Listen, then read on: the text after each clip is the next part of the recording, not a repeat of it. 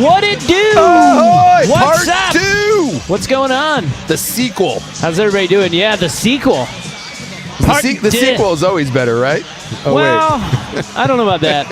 I was thinking about that driving in. I'm like, Yeah, Godfather, right? yeah, you never know.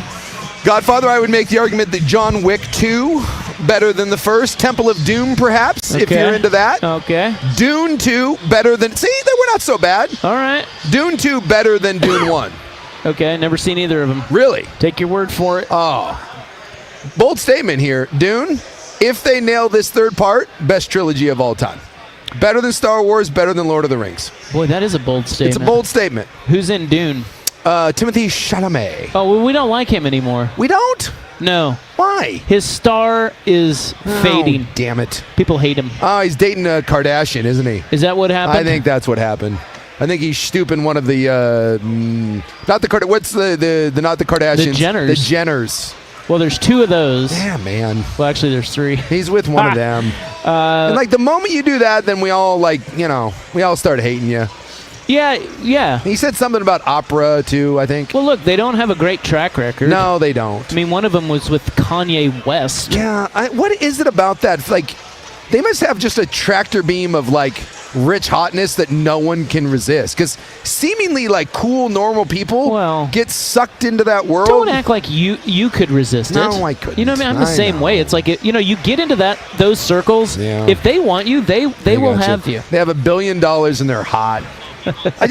You would think that Chalamet, who I love, Space Jesus, by the way. Yeah, Space Jesus. He's Space Jesus in Dune. That's what he is. He's what Luke Skywalker should have been if George Lucas wasn't a coward. And then he gets undone. It makes you feel, I guess it kind of makes you feel good that, like, he's as pathetic as you are, that you can't resist it. Because you want to be like, oh, I would never fall for that. And then you realize he does it, and you're like, well, it's the one thing that Chalamet has in common with the rest of us. You can't say no to the hotness and the richness of the Kardashians. Yeah. I don't know in the Hollywood circles, because I'm not in the Hollywood circles, as you may be surprised to hear. What? But you don't have inside track on all the hot Hollywood gossip? I mean, I would imagine that there are a lot of hot celebs, mostly women, who have that kind of pull. You know, it's like, did you see the picture of Joe Burrow playing blackjack the other day? Oh yeah. So was that Jessica Alba? I believe so. Not all women are sluts. They were sitting there at a blackjack table at the Wynn at like 2 a.m, and somebody snapped a picture. Well, of course that goes to TMZ, and it's like, oh, is Joe Burrow dating Jessica Alba? Jessica Alba has a long time, I don't know if it's fiance, but boyfriend. They were just playing blackjack together. They were at a charity function, a bunch of celebrities and stuff. Oh no, you know what they were at? It wasn't a charity function. They were opening that new private club at the Wynn. Have you heard of that? No, I have not. I think we you may not be connected with Hollywood, but I do know that you are connected with the Wynn. Well, that I am, but I can tell you this: I have no chance of getting into the private club. But we did a segment on it.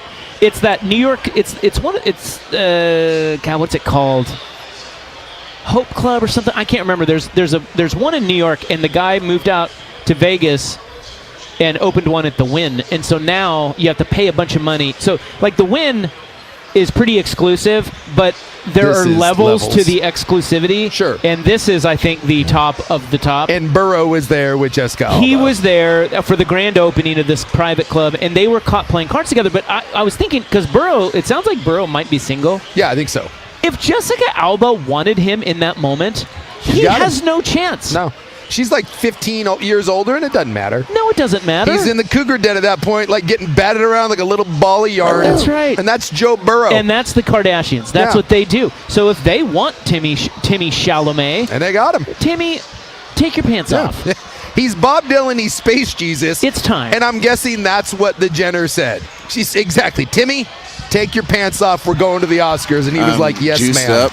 Do you think they fight the Jenners or Kardashians over who they're gonna wrangle in next? Who the next one? Do you think they have like a pegboard, a hierarchy, a power rankings? Yeah, he's like Tom Brady's on that list, and why not? They're like, yeah, Brady. Well, Brady and Kim were kind of. Yeah, supposedly, yeah.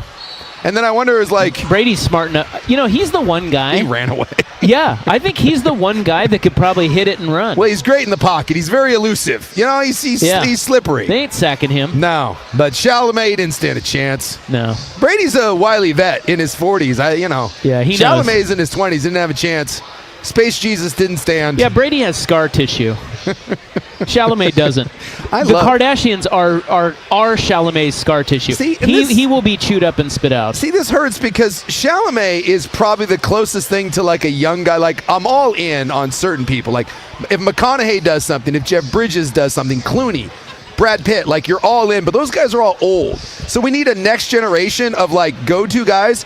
And Space Jesus was that guy for me. Yeah. And now, he's good. I know, just but because everyone else doesn't like him doesn't mean you have to hate him. This is like when I love Will Clark and everyone tells me what a douche he is. I think he's great. I do. I think he's great. And you know who else I think is great that everyone's turning on? Harry Styles. I find Harry Styles to be delightful. Yeah, you're right. But everyone hates him. Everyone hates him now. So it's like I don't know. You can't win. I don't follow the herd. Okay. All I know is if you want to see two great movies and this year see a third in December, Dune 1 and 2 are as good as anything that's like that. There are some of the best big budget sci-fi blockbuster movies you will ever see, and in my opinion, greater than Star Wars. Yeah, and Star Wars was ripped off from Dune. You want to see something good? What do we got? Real good. Apparently, we just have to walk over to the blackjack table. Oh, what's happening? Because we'll get to some NCAA tournament talk here in a moment. The little general over there? Is that what you're talking about? Yeah, the little general is playing cards, as he does every Friday when we're up here. Absolutely. For the tournament. By the way, we're at A. Oh, yeah. Forgot to mention. Tom's Watch Bar. We're at Ridgefield. We're at the big casino. We were here yesterday. We're back again today, and you should come on down here. And that's how this all started. This is part 2. This is Dune part 2. This is Tom's Watch Bar 2. Yeah. Greater than the first. That's right. Ooh, airball. Yikes. Anyway, so Danny Meringue is here. Mm-hmm. And I don't know if you know Danny, but he does our midday show or a mid-morning show. Yeah, he's got his hat on backwards. He does. He looks great. Lost a little weight. Yeah.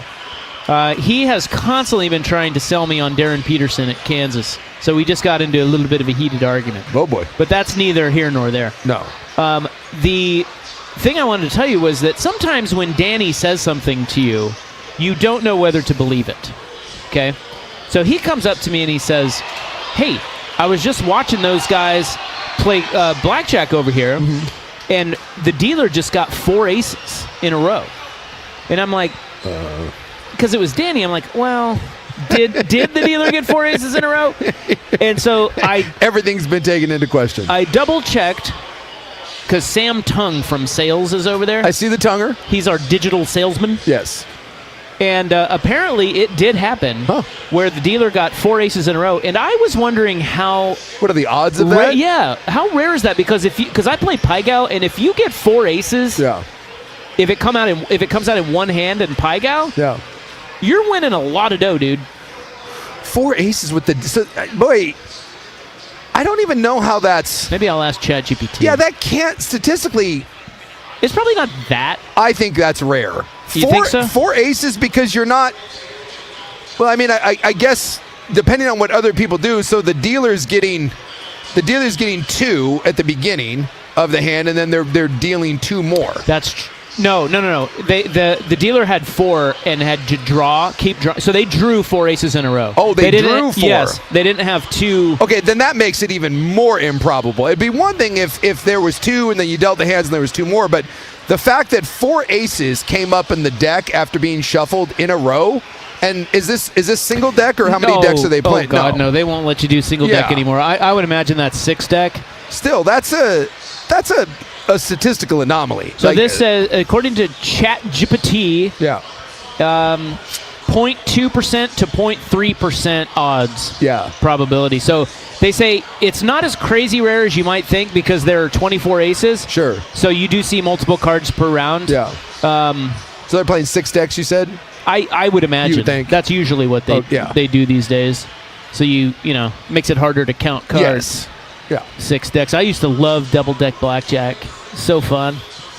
They don't really offer it anymore. No, because again, I don't know if you're familiar, but they don't build these wonderful places by losing. They don't want us winning. No.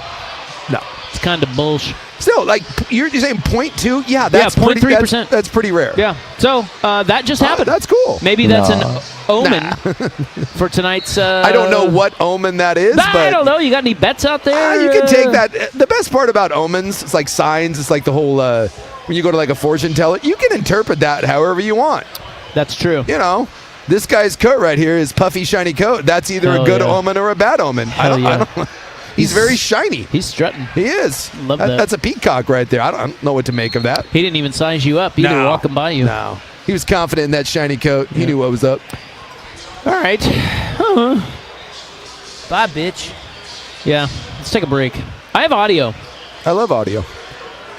So It better not be about BYU being terrible. I can't take any more taunts. no one cares about BYU Good. anymore. I'm getting taunted a lot. They're out. As if I didn't do anything. Well, welcome to being good. I get that every year. It just comes with the territory. We're not even good. Well, you are good. Not You're the really. best player in the country. You're going to take some taunts. It happens. Wait till KU loses tonight. You don't think guys are going to be walking up here? See, this is where I'll push back. You're Kansas. You've got national titles. I can see that. Why are you hating on BYU? We're not even good. We don't even get out of the first round. Maybe they're hating on you. Yeah, a lot of taunts. I didn't play. Maybe they just don't like a cut of your Mormon jib. I couldn't have been I'm just not into it, bro. I couldn't have been any worse against that 7-foot Ukrainian guy. I'm still shocked that the one time we don't have a big white stiff on BYU's team, the one time, in 20 years, we don't have that guy. We get undone by a big white Ukrainian. Unbelievable. It's tough. So who's Texas play now? Gonzaga. Oh, that's right, the Zags. They got the Zogs in Portland. Yeah, 6-point spread I saw. Yes. Gonzaga's not that good. Interesting. They didn't look that good against Kennesaw State. Very interesting. Oh, Sam would like our attention. Apparently he's winning. Something good's happening. Congratulations on your $200, Sam Tung. You're being awful bold there with 200. Yeah, so he probably won 50 I'm bucks. gonna say more there. That's a 50. I love that our whole Odyssey team comes up here and just gets housed and plays cards. Oh yeah, that's fantastic. Except Joe Fisher, who's not playing, he just lurks. Yeah, why does Joe Fisher not? He's too cheap, isn't he? He's just look at that. He knows. Yeah. So that's the disgusted head shake. We know you're not putting your money down, that's Joe. Called FOMO head shake right there. That's he knows he'd be winning if if he was playing cards at that seat, but he's not. He's sitting there with those arms folded with a judgmental stare. All right, I got audio, and it's about High Point. Okay, because High Point beat Wisconsin. Yes.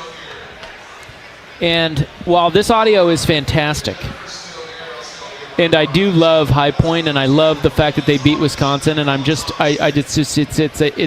everything that the tournament is, right? And you're just learning where High Point is, and you've never heard of him until now. But their coach is really starting to piss me off. Yeah, he went full WWE guy. He's doing bits. I'm tired of this guy. I'm with you. And so we're gonna have some good High Point audio, and we're gonna have a bad High Point conversation. You know what? That's called fair and balanced. That's the no spin zone. Highs and lows. You're highs like the and lows. Bill Riley of sports radio. Highs and lows. So we'll get to that. We also have our first big in-tournament injury and a barn burner finish earlier today as well. So let's get caught up on the NCAAs. We'll do that next here from A. at Tom's Watch Bar. It's Isaac and Suk on the Fan.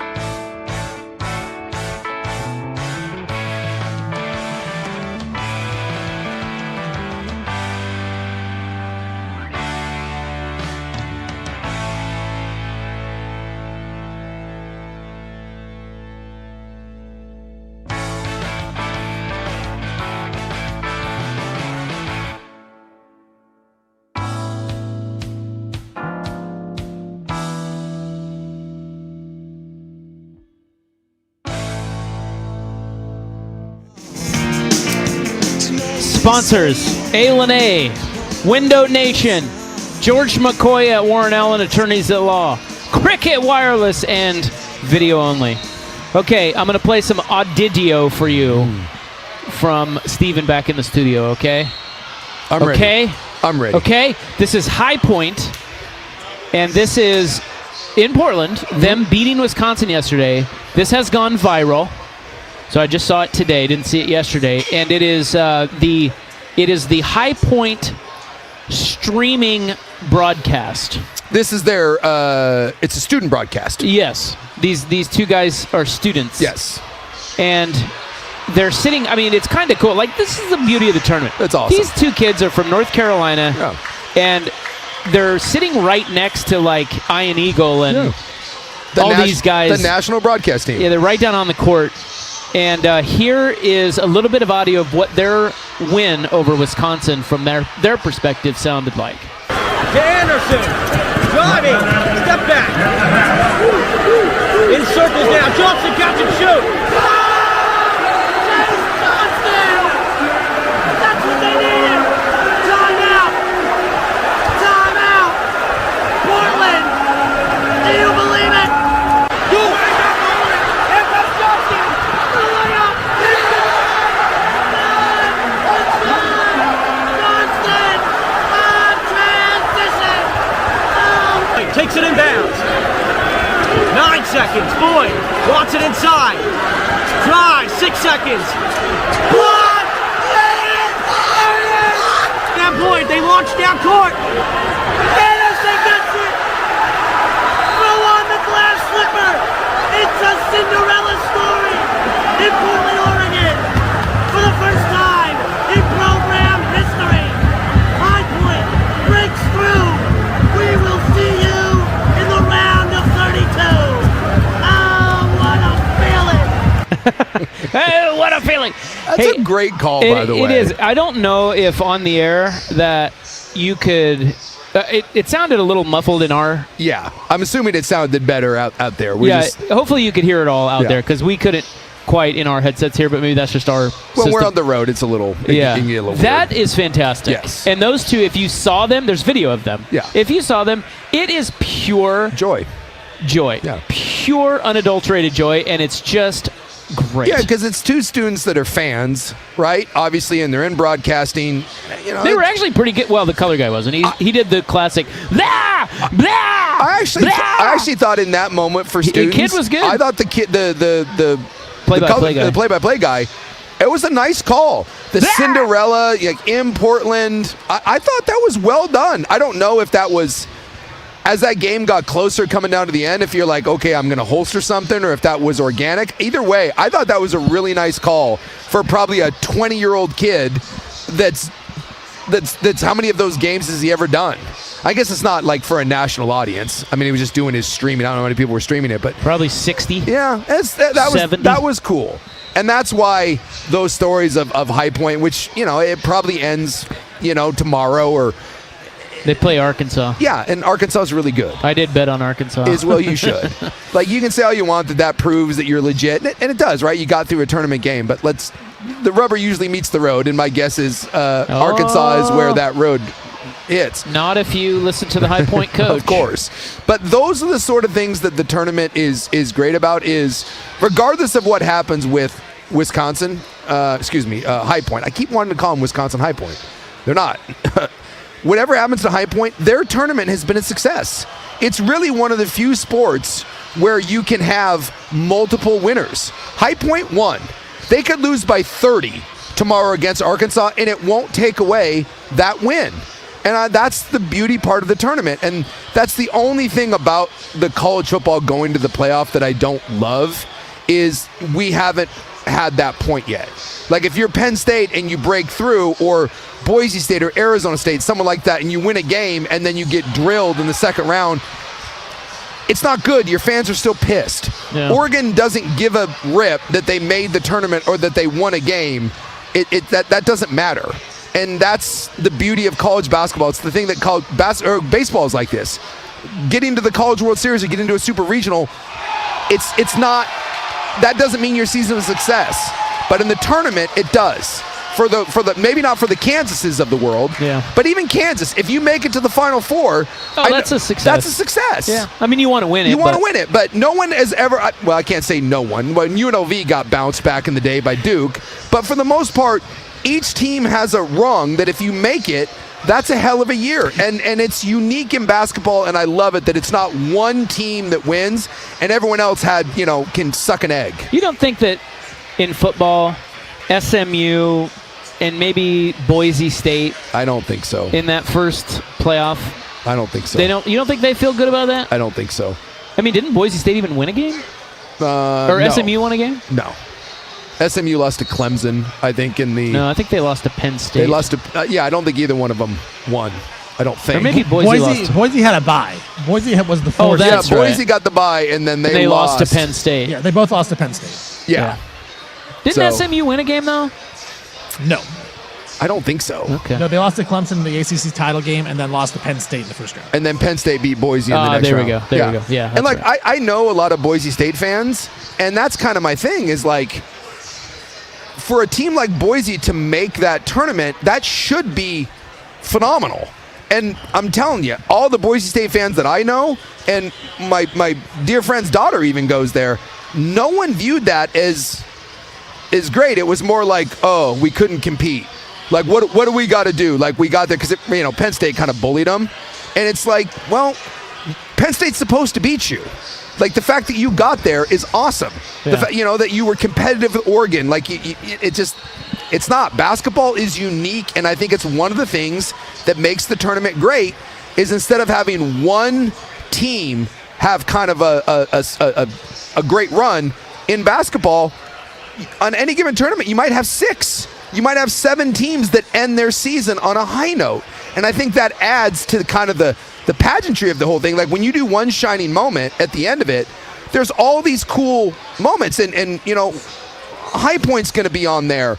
And then, you're going to turn around and maybe Arkansas makes a run to the Sweet 16 and they have their moment. There's only a handful of teams that it's championship or bust. Yeah. And I think that's cool. Yeah, it is cool. But now here's the bad part, okay? So when we come back, we're going to have to... we need to talk about the High Point coach. He needs what you like to call 33% less tea. Yeah, he's all... Well, look, the tea is fine. It's just that... What am I... It's just that... It's the obnoxious tea. Yeah. Yeah, I just think when you are sort of the belle of the ball for a moment, even though you may feel wronged or you may feel angry about something, just understand this is your moment and handle it with a little more grace. Yes. That's well put. And this guy... He is not. He is a red ass. He's trying to take a flamethrower of disrespect. Well, he has a point in some ways, and we'll explain it coming up next, but it's kind of... They're just now they're starting to rub people the wrong way, and I hope that Arkansas absolutely kicks the living hell out of them. So we'll get to that coming up next, but first, Stephen with SportsCenter.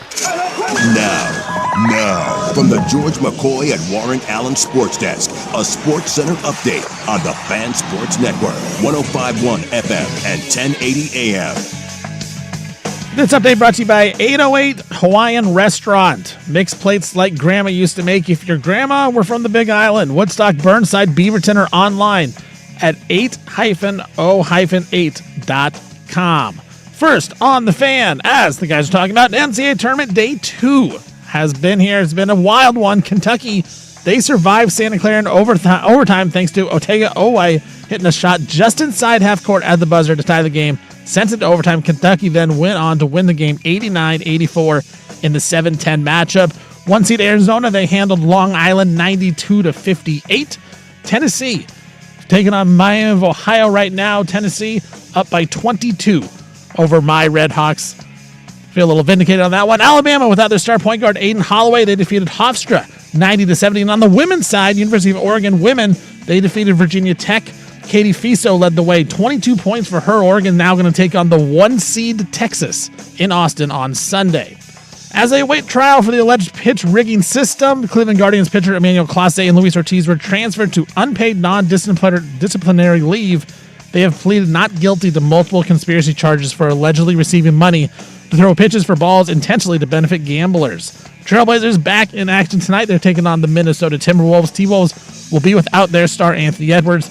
Blazers only 1.5-point underdogs on the road. Portland tied for 8th place in the Western Conference with the LA Clippers. For more sports scores and stories in 30 minutes, I'm Stephen Vaughn from the Georgia Coy at Warren Allen Sports Desk. Hurt and missing work. Insurance companies acting like jerks. Don't call your mom. Call Georgia Coy at WarrenAllen.com.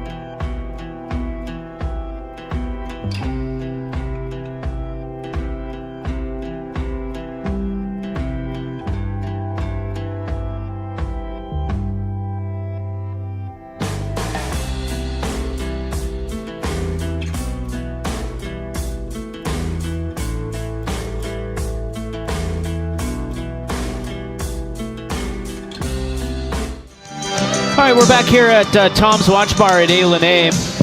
You know, yesterday Yesterday, we mentioned how it's funny how the guys will always come up and cocky walk after a win. Oh, yeah. And they'll show us their tickets. Check this out. Check this out. Yeah. They do that where you kind of like, Yeah. I don't know, you stretch out the paper so it makes that noise. Like, check this out. Yeah, look at this. My kid even did it to us last night. Me did do it. Yeah, he did. Cocky sniffed. Yeah. And I always think that's funny because it's like, listen, nice job on winning, but, you know. Yeah, where's the losers? Where are the losers? Yeah. So we just had a guy come up, and he was fantastic. And he said, listen, you guys were talking about this yesterday, and I have to tell you, I want to be that guy to bring up my crumpled up tickets. So I said, how many do you have? And he goes, I have 3, and here they are. So he showed us his losing tickets. That man is a champion. I love that guy. And he's got his he was in his Timbers gear. Yes. And Big fan. He's just a crumpled wad of lost hope. Yeah. And I appreciate it because you're so right. Like, anytime you talk to someone about their game, there's always a record. Oh, yeah, it was great out there today. Everyone in the gym, oh, yeah, I reached my max for the 9th straight day. No one's ever like, yeah, it didn't go my way. It just, and you at least that guy's being honest. That's a crumpled wad of shame, and I appreciate that. Thank you, sir. Good dude. Yeah. An honest man. Yeah, exactly. That's all we were asking for. Yes. And then, so now that he's done that, if he wins and he comes by and cocky sniffs, that's great. I'll stand up and applaud. Yes. I want him to win now. You want to know something? I was on Georgia yesterday. Do you know how often a team that is as well, I don't want to say as good as Georgia, but as talented as Georgia versus the talent of St. Louis loses by 35?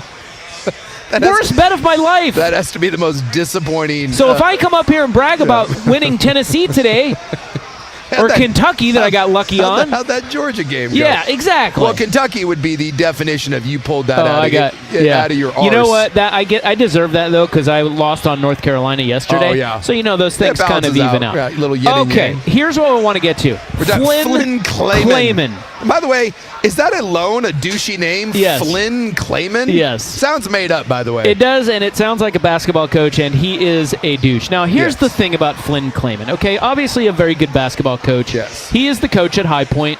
We just played the audio of them beating Wisconsin yesterday in Portland. Was fantastic. After the game, Flynn Clayman, rather than, give credit to his players and, it's been a hell of a year. Oh, this is really fun. Feels so good for everybody to, that sort of thing. Rather than any of that, gracious. No. He was real arrogant about. Wait, this guy. Jesus. Hey, I bought that same shirt. Yeah, that's it. The drunk guys. All right. Yeah, we got it. Thank you. Apparently we drink at the same bar. Throwing me off my game. What was I talking about? Instead Clayman. of being gracious, the Flynn Clayman. So he gets up there, and he's like, well, no one will play us. So how do you expect us to have quad 1 wins when no one will play us? Everyone fears this. So this shows so that we just beat a Wisconsin team that beat 5 top 10 teams or whatever. They beat Michigan. Yeah. So he's like, what does that tell you? What does that tell you? We're capable of winning this whole tournament. Dude, shut up. Now, the argument that he's making is a valid one, that no one will play them. The Miami of Ohio coach has said the same thing. Yes. And by the way, can I point out that Miami of Ohio's slipper has just shattered? They're down by about 20 to Tennessee. You knew it was coming. So nice little win over SMU. Officially lost, by the way. Yeah, it's over. Okay. Yeah. I mean, they got smoked, and as smart gamblers do, Stevie Brackets and I both cashed in on Tennessee, even though we lost on SMU. We kept with the bit. Miami of Ohio sucks, and they got absolutely bludgeoned by Tennessee. So these coaches, and guess what? That's going to happen to High Point tomorrow, too. Yeah. I put my money where my mouth is on that, too. What is Flynn Clayman going to say then? Like, it's... So I get it. No one will play you, but that does not mean that you aren't a 12 seed. No. That does not mean that you're a freaking 1 seed who no one will play. I am so tired of these coaches trying to take, and they have a valid point. It would be nice if more quad 1 teams would play them, But just because they don't does not mean you are among them. Well, but there's a reason why teams won't play them, and it's not because you're afraid. There's nothing to gain. Exactly. We get this all the time in like college football. It's like, Pat Hill at Fresno State. I'll give Pat Hill credit. Remember, Pat was, we'll play anyone, anywhere. And he would always bitch that no one would come to Fresno. And why would they? Why would you go play against a scrappy team who we all know is pretty good, right? They can, just like High Point proved. That's not a bad team. No one's saying you're a bad team. So why would you go into a place with no seats? There's no monetary value to it. If you do win, you get no credit for it. Well, we always said this about Oregon State back when in Oregon, playing the Boise States of the world. There's no reason to do it. In football. Yeah, it serves no purpose. So if you're Kentucky and you're Kansas, why? Why are you doing that? And if those teams do come to your place, you have to pay them to come to your place. There is absolutely no advantage. So while I do feel bad for the High Points of the world that they have a hard time scheduling games, it's certainly not because teams are terrified of you. And you're right, everyone does the no one wants to play us. Yes, that may be true, but you're taking a big old leap about why they don't want to play you. Yeah, well, yeah. And that and I mean, I guess here, if we want to be fair about it, here's the question. Yeah. If you are Miami of Ohio and you go 31-1, or 31 actually they went 31-0, they lost in their conference tournament. Yeah. Or you're High Point, and you just cannot get a quad one game. Should that be factored into their seeding? It's possible. I mean, we did have the guy on the text line the other day who I think was wildly wrong, but he was making the point. It's like, dude, in no way should Miami of Ohio be an 11. You can think they suck all you want, but if no one will play them in quad one and they win every one of their games, how on earth do you justify them being an 11? Now, I can see that argument. I think he's wildly wrong about that because I think it's proven that Miami of Ohio was an 11. They just lost to a 6 by 20. But the point is, should they have a little bit more? Should there be a little bit more consideration for those teams not having good teams play them? I'll listen to the argument, but here's ultimately where I have no sympathy. You get your chance. You get your chance to prove it, right? That's the beauty of this tournament. But I think what the coaches are saying is, well, we're proving it. Okay, but you didn't. Well, they did. They beat Wisconsin. Okay, you beat one and SMU. Team. Well, but that's what they're saying, and that's where they get annoying. It's like you won one game. Yes. But so I would like to point out, you know how many teams? BYU wins one turn. This is what they do. They win a tournament game. It doesn't mean they're a good team. Yeah. Getting to the round of 32. So this is if you are bitching and moaning that you're a 12 and you think you should be a 9, guess what? Win 3 tournament games. Gonzaga had to deal with this. This is the best example of it. Back in the day, 20 years ago, Gonzaga had to deal with this same crap. And you know what Gonzaga did? They won. Yeah. And they kept winning. And they got better. And they won. And they kept winning. And now, no one argues. They play in a crappy conference, right? And they do eventually get teams to play them because they've earned it. You see this a lot in combat sports, in boxing. Right, you get some donkey now with a lot of these celebrity fighters, the Jake Pauls or someone that's been boxing for 3 years, and they want to challenge Terrence Crawford or Floyd Mayweather or Alvarez, and people are like, oh well, why is this big bad champion scared of me? He won't do it. And I remember Alvarez said, "Who the hell are you to challenge me? What have you done to earn the right to get in this ring with me? I've done this for 10 years. Yeah. And there's a little bit of that with these teams. What have you done to say that you are a 6 seed? Well, and if you want to prove it, you had an opportunity today against Tennessee and you lost by 22. Yeah, I would say to play devil's advocate, because I agree with you, but to play devil's advocate on that, I would say the coaches would say, what have we done to prove it? Well, one, High Point just beat Wisconsin. Miami of Ohio beat SMU, both Power Fives. Yeah. And if we want to prove that our seed is higher, we need to be given the quad one games, and we can't get those. So it's not a matter of are the teams good or bad. That's, most of us know they're not great, okay? The question is are they deserving of better seeds based off of the idea that no one will play them in Quad 1? I mean, I think it's a fair question. I don't know the answer, but it's possible that the next couple teams that come up that are like this may get a better shake. All I know is ultimately in any sport, all you can hope for is a chance to get in the arena and prove it. And the argument that I'll listen to is we have to do more than the other teams. And while that does suck, welcome to the reality of the world. You don't have an easy path because you're not as good. And when you're not as good and you're trying to prove yourself and on the come up, you have to prove consistently year after year after year. And by the way, who was the High Point coach? What was his name? Flynn? Clayman? Yeah, Flynn Clayman. You know, you put your money where your mouth is because you won't. You'll be gone next year to someplace else. The team that did this the best was Mark Few. Mark Few, Gonzaga used to bitch and moan about this. And Mark Few stuck around and built himself into a national power. So that's the other thing that rings hollow is you're going to sit here and lecture the media about how great you should be and how you should be respected, and you'll be gone next year, and High Point will go back to being nothing. So, you know, you had your opportunity, and you won a game and feel good. And like you said, win with some class, act like you've been there before, even if you haven't, and then you get another chance to go out and prove it again. But it doesn't do any good to sit there and be an ass for one game and then you get blown out by 22 and now you look like a fool again.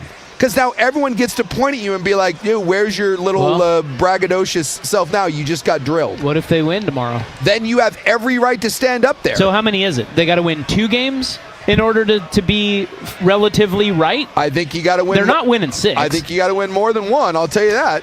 All right. Prove it's not a fluke. Lots of teams can win a tournament game. They can. Go on a run. Yeah. I wonder what and I guess you just never know this. It's inside baseball. I wonder what the solution is to getting more Quad 1 games.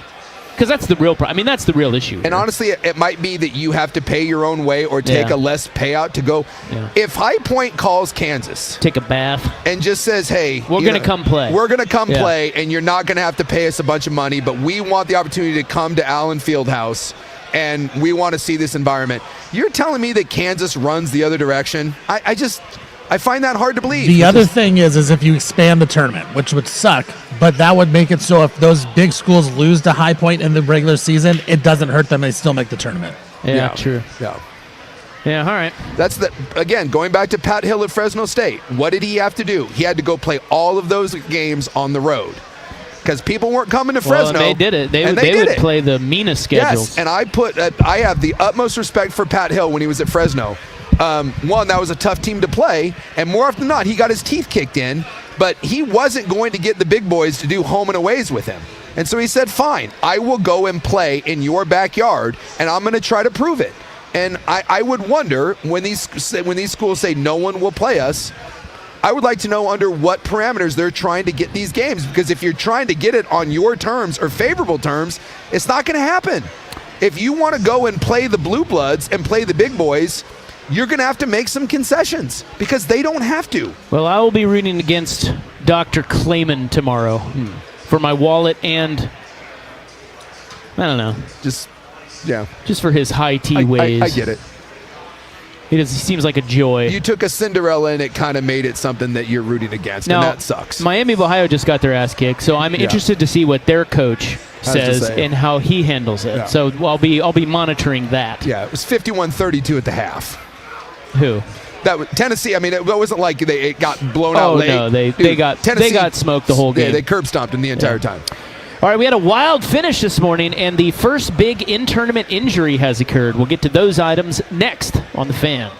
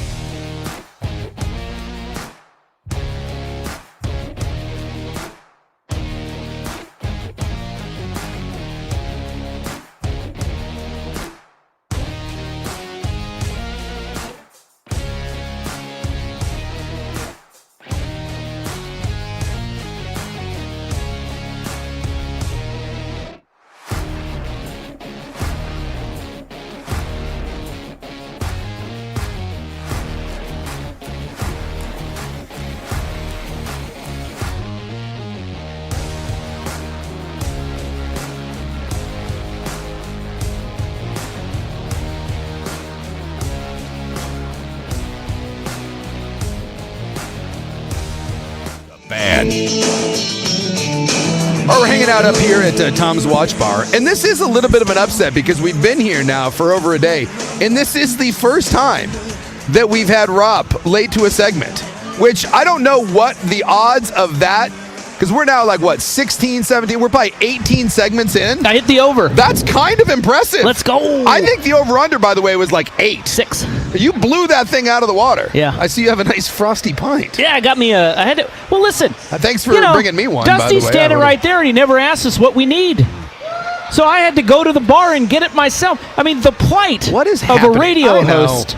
Oh, well, he did give us water, but I had to ask for that. Yeah. It's, you know what it is? I expect That's poor management. It's poor management. It is poor management. It is. I expect better service out of Dusty. You would think. Now we've got this one. Oh, man. She's from sales. She's housed. Yeah. Lots happening. All hell is breaking loose now. Joe Fisher being the voice God. of reason at this point. Yeah, This look is- at Joe. He's trying to. It looks like he's trying to escort her into his van.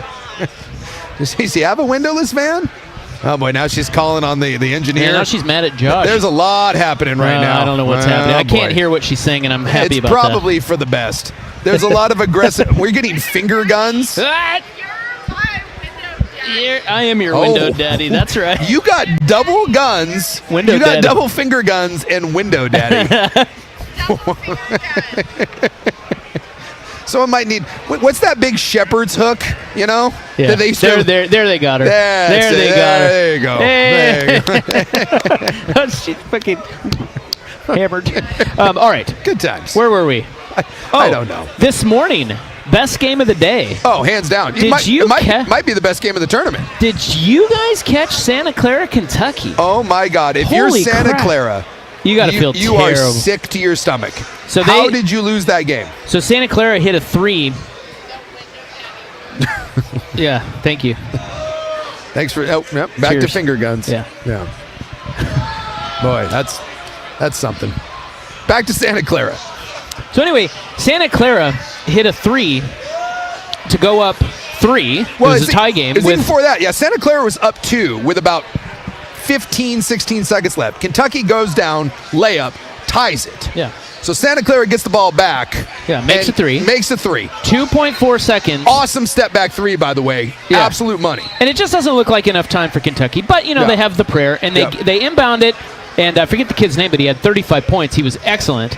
He gets it across half court and chucks it up. Running 3. And he banks it in Yep. at the buzzer to send it to overtime. In overtime, Kentucky, I don't know, Santa Clara, I kind of feel like they just ran out of gas. Yeah. Kentucky wins by 5 and covers the spread Covers the spread. by a half a point. But I'm sitting there and I'm watching this, or maybe a point and a half. and I'm yelling, like literally yelling at the screen. Why? Do you have money on it? Foul. Oh. Oh. Hey, Hey, whoop, thank you. Just, People are throwing things at us now. yeah, it happens. Just foul. Why? I will never understand. You called it the Trey Burke. Yeah. When you are up by True. 3, Santa Clara's up by 3. Dude. There's 2 seconds left. Kentucky has to go the entire length of the floor. The moment you get down to 1, just grab him, foul him, send him to the line. You can't lose on the foul line. You're up by 3. I have been preaching this for years. And no one ever does it. No one ever, I mean, every once in a while you see it. I think you see it more in the NBA. Yes. I feel like because NBA players are more capable of knocking down the 3. Yeah. But maybe Steven can weigh in on this. He played basketball. He played small college ball. Why is it that teams will not foul, particularly with less than 3 seconds left? Why will you not foul up 3? I think a lot of times coaches are afraid that their players are going to foul at the wrong moment. Like they're going to foul on the shot. So when there's only 3 seconds, I mean, you can take, 2 dribbles. And I think coaches are afraid that they're going to wait till the very end, as Suk was saying, and they're actually going to be fouling them in the foul shot. So I think it's just these coaches don't trust their players, which is such a terrible strategy, and you should practice this type of thing. And so I'm with you guys. Like, it was such an easy decision just to foul right away. Yes. Yeah, Well, it's- it's so much harder. Well, listen, that was a prayer 3, and that's probably what the Santa Clara coach is going to say. Yeah. It's like, well, look, he had to bank in a 37-footer. Okay, but isn't it harder to hit a free throw, miss the second one on purpose, get the rebound and put back. And here's the thing, at that point, you don't even have time to grab the rebound and put it back. It basically has to be a tip. It has to be a tip in. I just, and wild. even then, by the way, that only ties the game to, you can't lose. I just will never understand that strategy. It baffles me. Well, it cost Santa Clara. Kentucky advances, although that team, I wouldn't expect much out of it. No. Well, like Hubert Davis is getting a lot of heat down at North Carolina, and so is Pope at Kentucky. They're not good enough. No. They have really good players. Yes. Now, Hubert Davis, he lost his best player. Caleb Wilson got hurt. Yes. So it's not all his fault, but he was doing that with Caleb Wilson. Yeah. So well, who's the foreign kid that Michigan has? what's his nuts? Old what's his nuts? Starts with an L. Landenberg? Yes. Lenny Vandenberg. Lenny kiss my ass. So apparently he kind of alluded to the fact that Kentucky offered him $7 to $9 million to go to Kentucky. Yeah. And he chose Michigan instead. And someone asked Pope about it, and Pope didn't necessarily deny it. It's a really awkward clip where he kind of dances around it a little bit, but he also doesn't just come out and say no. So I think the idea is, again, if you're Kentucky, and we were talking about NIL spending, was that yesterday or maybe the day before? We were talking about the top NIL spenders, and Kentucky is a top, 3 or 4 spender? Yeah, I think they were second. Yeah, and behind Indiana, believe it or not. And Indiana didn't make the tournament. Kentucky did. Kentucky, by all accounts, should have been out after one round to Santa Clara. And whether they got him or not, the fact that they have a budget apparently to throw around $7 to $9 million at one kid didn't get him, and this is the best effort. I think there's some people down in Lexington that aren't necessarily thrilled that this is the result you're getting out of your head coach. Well, what did Michigan give him? I don't know. So was it he just wanted to play for Dusty May, or? Yeah, he just. I mean, look, Kentucky has good players. Yes. It's just they should be doing more with them. He said he took about half less than what he was being offered at Kentucky, so like $3 million basically to go play at Michigan. What an idiot! I mean, that's what I would say. Well, now he's going to be a lottery pick and probably make the Final Four. Yeah, I think a lot of people were rolling their eyes at the $7 to $9 million, but Pope didn't necessarily deny it. He kind of just kind of. Is he supposed to? Well, I mean, he seems like a pretty honest guy. He's like, yeah, we didn't get him. I just think most people didn't believe the number. Like Debonsa, even at $7 million, he kind of scoffs at that, and that's the best player in the country. Well, I don't know what Peterson got at KU, but I guarantee it's a lot. Yeah, I don't know if it's $7 million. It's so these NIL it's numbers are so know. vague. Yeah, I have no clue. No, it's a lot though. A lot of money. A lot of cake. And if you're Kentucky, there's one of those teams that, by the way, that is not going to be happy winning a game or two. The expectations at Kentucky are greater than that. Yeah. And there's going to be some pressure on Pope to win. And it's, whether it's fair or not, he's not going to get 3 or 4 years at Kentucky to get that thing rolling. There's expectations there. Now, who does Kentucky move on to play? Iowa State. Oh, dear. Oh, that brings me to, real quick, that brings me to the other thing I wanted to say before we move on from the tournament, at least for now, because we're in that kind of lull time. Yeah. I think the only game that's going on right now is Iowa-Clemson. And that's early on. It's 8-4. But we had the first big in-tournament injury where Iowa State bludgeoned Kennesaw or whoever they played today. Tennessee State, yeah. beat them by 40 or whatever. Iowa State's Joshua Jefferson limped off the court early in that game, and it did not look good. No. So that is a huge loss for Iowa State and a huge break for Kentucky. Yeah. Looking here, what time he went out. Oh, it was like the first 3 minutes. Yeah, I was going to say, it was early on. I think he rolled his ankle. Yeah, he played 3 minutes. Yeah. That was it.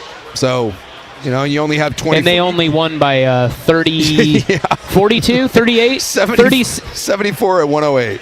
So 34. Hey, not bad. No. So now, if you're Kentucky, you got an opportunity here, and you're playing a wounded team in Iowa State, who has been a little up and down this year. Yeah, Iowa State's interesting. That's an interesting matchup, actually. Yeah. All right, there is your NCAA Tournament Friday breakdown amongst all the housed here at A-Lene. namely Odyssey people. Finger gunning and window daddy. And Jesus. Wow. We continue. Kyle Whittingham's split with Utah, apparently not so pretty. Yeah, got a little ugly, I guess, huh? We will get to that coming up next on The Fan. Bottom line, they're ass.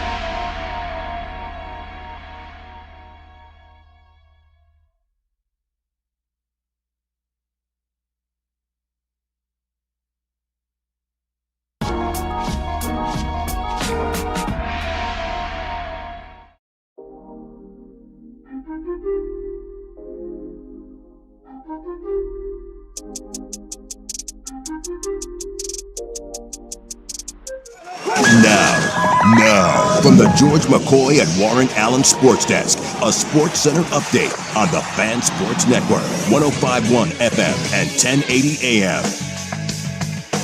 First on The Fan, NCAA Tournament Day 2, continuing round 1 here. Nice little day so far. Kentucky, they survived a scare against Santa Clara in the 7-10 matchup in the first game of the day. Kentucky wins in overtime 89-84, but it was Otega Owe who hit a shot just inside half court at the buzzer to tie the game, send it to overtime. Kentucky took control in OT, winning that game. Now Kentucky will take on Iowa State, the 2 seed, who took care of Tennessee State 108-74. 1 seed Arizona, they handled Long Island 92-58. They will now take on the Mountain West Utah State, who came back against Villanova and won that one.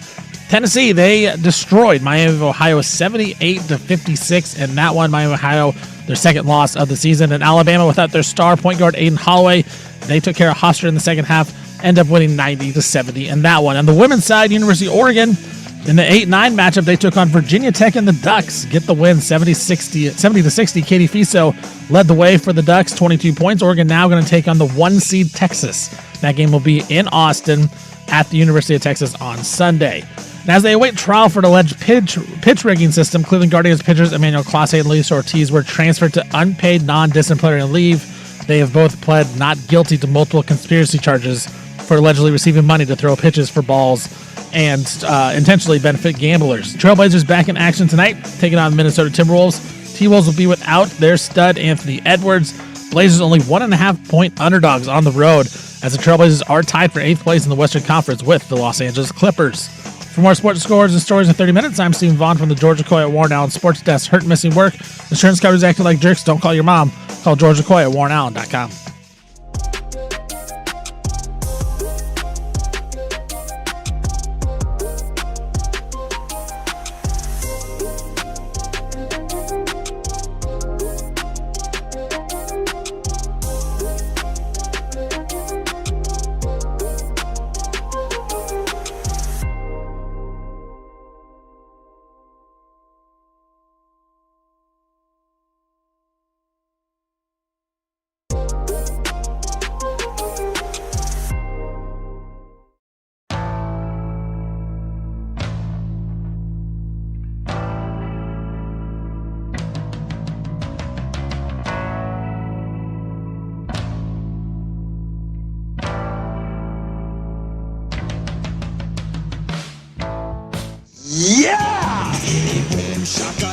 All right. Boy, that doesn't make you want to shake your hips. I don't know what does. Not a little. And I have breaking news. So do I. I have some too. During the break, Yeah. I've brokered a deal. Okay. You're looking at the Prince of the Rose Parade. I don't think I am. Yes, you are. Yeah, there's a princess of the Rose Parade. And he said, well, there's no prince. I said, there is now. Who's the princess? I think she's a high school princess, which could, it's a little. Problematic. Yeah, it's problematic. Well, do they need to know about the restraining order, or do you just? I think it's more just like distance. Like, she'll ride on a different float than me. It's one of those things, like a certain distance. But because he said the Rose Parade, the guy who's in charge of the Rose Parade, is like, we're getting you on a float. And I was like, well, what do I get out of it? And he said, what do you want? I said, I want to be Prince. I love how you're like, well, what do I get out of it? Yeah. Like, the guy's going to put you on a float. Yeah. As the Prince, you want me on the float. I demand 2 things. Actually, it was 3. Originally, I said assless chaps, and he said that's the wrong kind of parade. And I was like, oh, yeah, not that parade. Fair. Yeah. I said, fair point. I said, I want a scepter. And he goes, well, you looking at a crown? I'm like, well, of course, I have a scepter. And then we worked out a deal, also some sort of cape. And then that led to me being Prince of the Rose Parade. That's great. I will be the first ever Prince of the Rose Parade, and probably the last Prince of the Rose Parade. Is it bad that, so Dusty was like, Rob, check this out. We got you on a float. Yeah. Is it bad that I was like, I don't ruin this. I don't. All right, I think you should do it. I don't. Get a bet. You're the star. No, you're going to be the princess. You're going to be the princess to my. Look, we're doing this. I'm not wearing a dress. You are. You're going to be my pretty window daddy. I'm not going on the float. I'm busy that day. Can you be the Duke of Windows? If I'm the prince, I need it. We can be a duke. Just go. Can you be the listen? Can you be the window duchess? You can be my duchess. You just represent us so well. That's not all the way this time. works. Just get up there, do your thing, wave at the people. You love it. You love the adulation. You're the star. It's too late. Just go. You're in. I'm already busy. Nope. They Sorry. told me it was June 6th. I looked at my calendar. You know what I have to do on June 6th? I have to run another 5K. Yeah, you can run it, and you can run beside my float in the parade. I have news, I'm going to throw rose petals to the peasants. I'm going to be that guy. Call them peasants. See how that goes. Plebes and peasants. Is it also wrong? I want the parade to be authentically Portland. So what I'm thinking is, like, I'm on the float, right? And then I'm doing my whole Prince idea. And then surrounding me, the streetmen. Yeah. Yeah. And, I figure you're like, maybe a little fire. Well, Portland needs to be represented, and I feel like the streetmen are probably not going to be appropriately represented. You're the prince of the streetmen? Yes. You're the leader? I'll be their leader, and yes, I think they don't want you. Oh, they want me. And then we're like, yeah, we do like a little trash fire. We got a whole thing. Well, every float needs a theme, right? And I think my theme is going to be Prince of the Streetmen. Kind of like, Well, I can't wait to read about it. yeah, a leader, because I'm an everyman sort of thing. Yeah, you As I throw my rose petals. certainly are. Yeah. You're there. I need my window, Duchess. Yeah, I'm definitely not there now. I can't parade without you.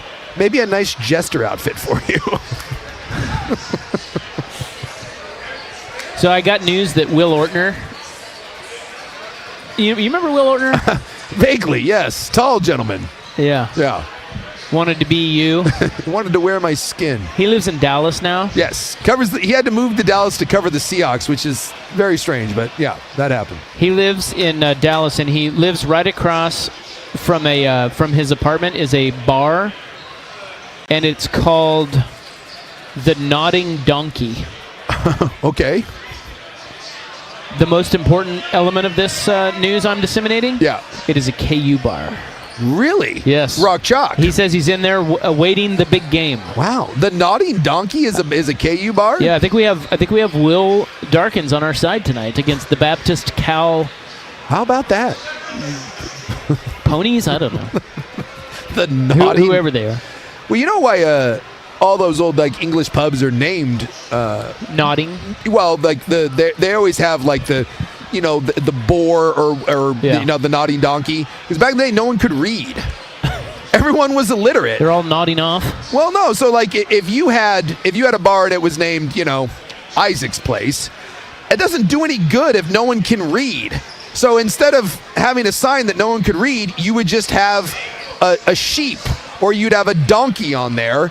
And so that's why all those English pubs are named, the Boar's Nest or the Nodding Donkey or the, whatever. All right. They're always They're named devout alcoholics.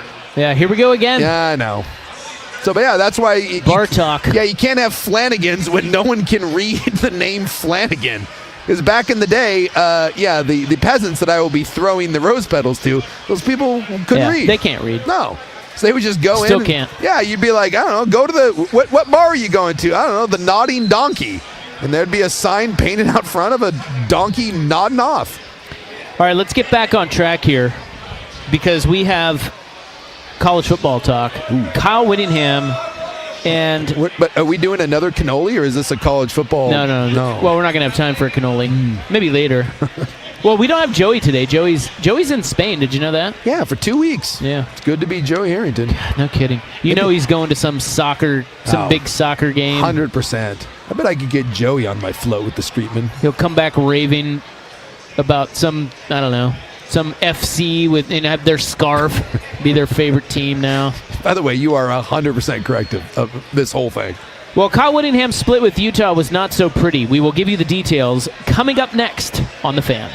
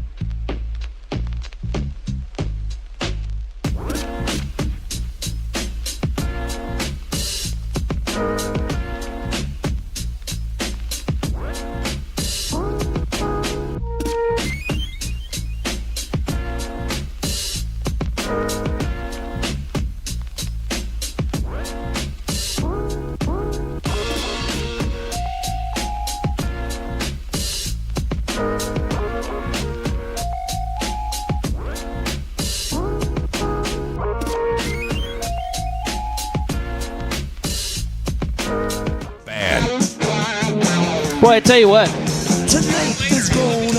Okay, thank you. He's the one that's going to make you the window duchess of the Rose Parade.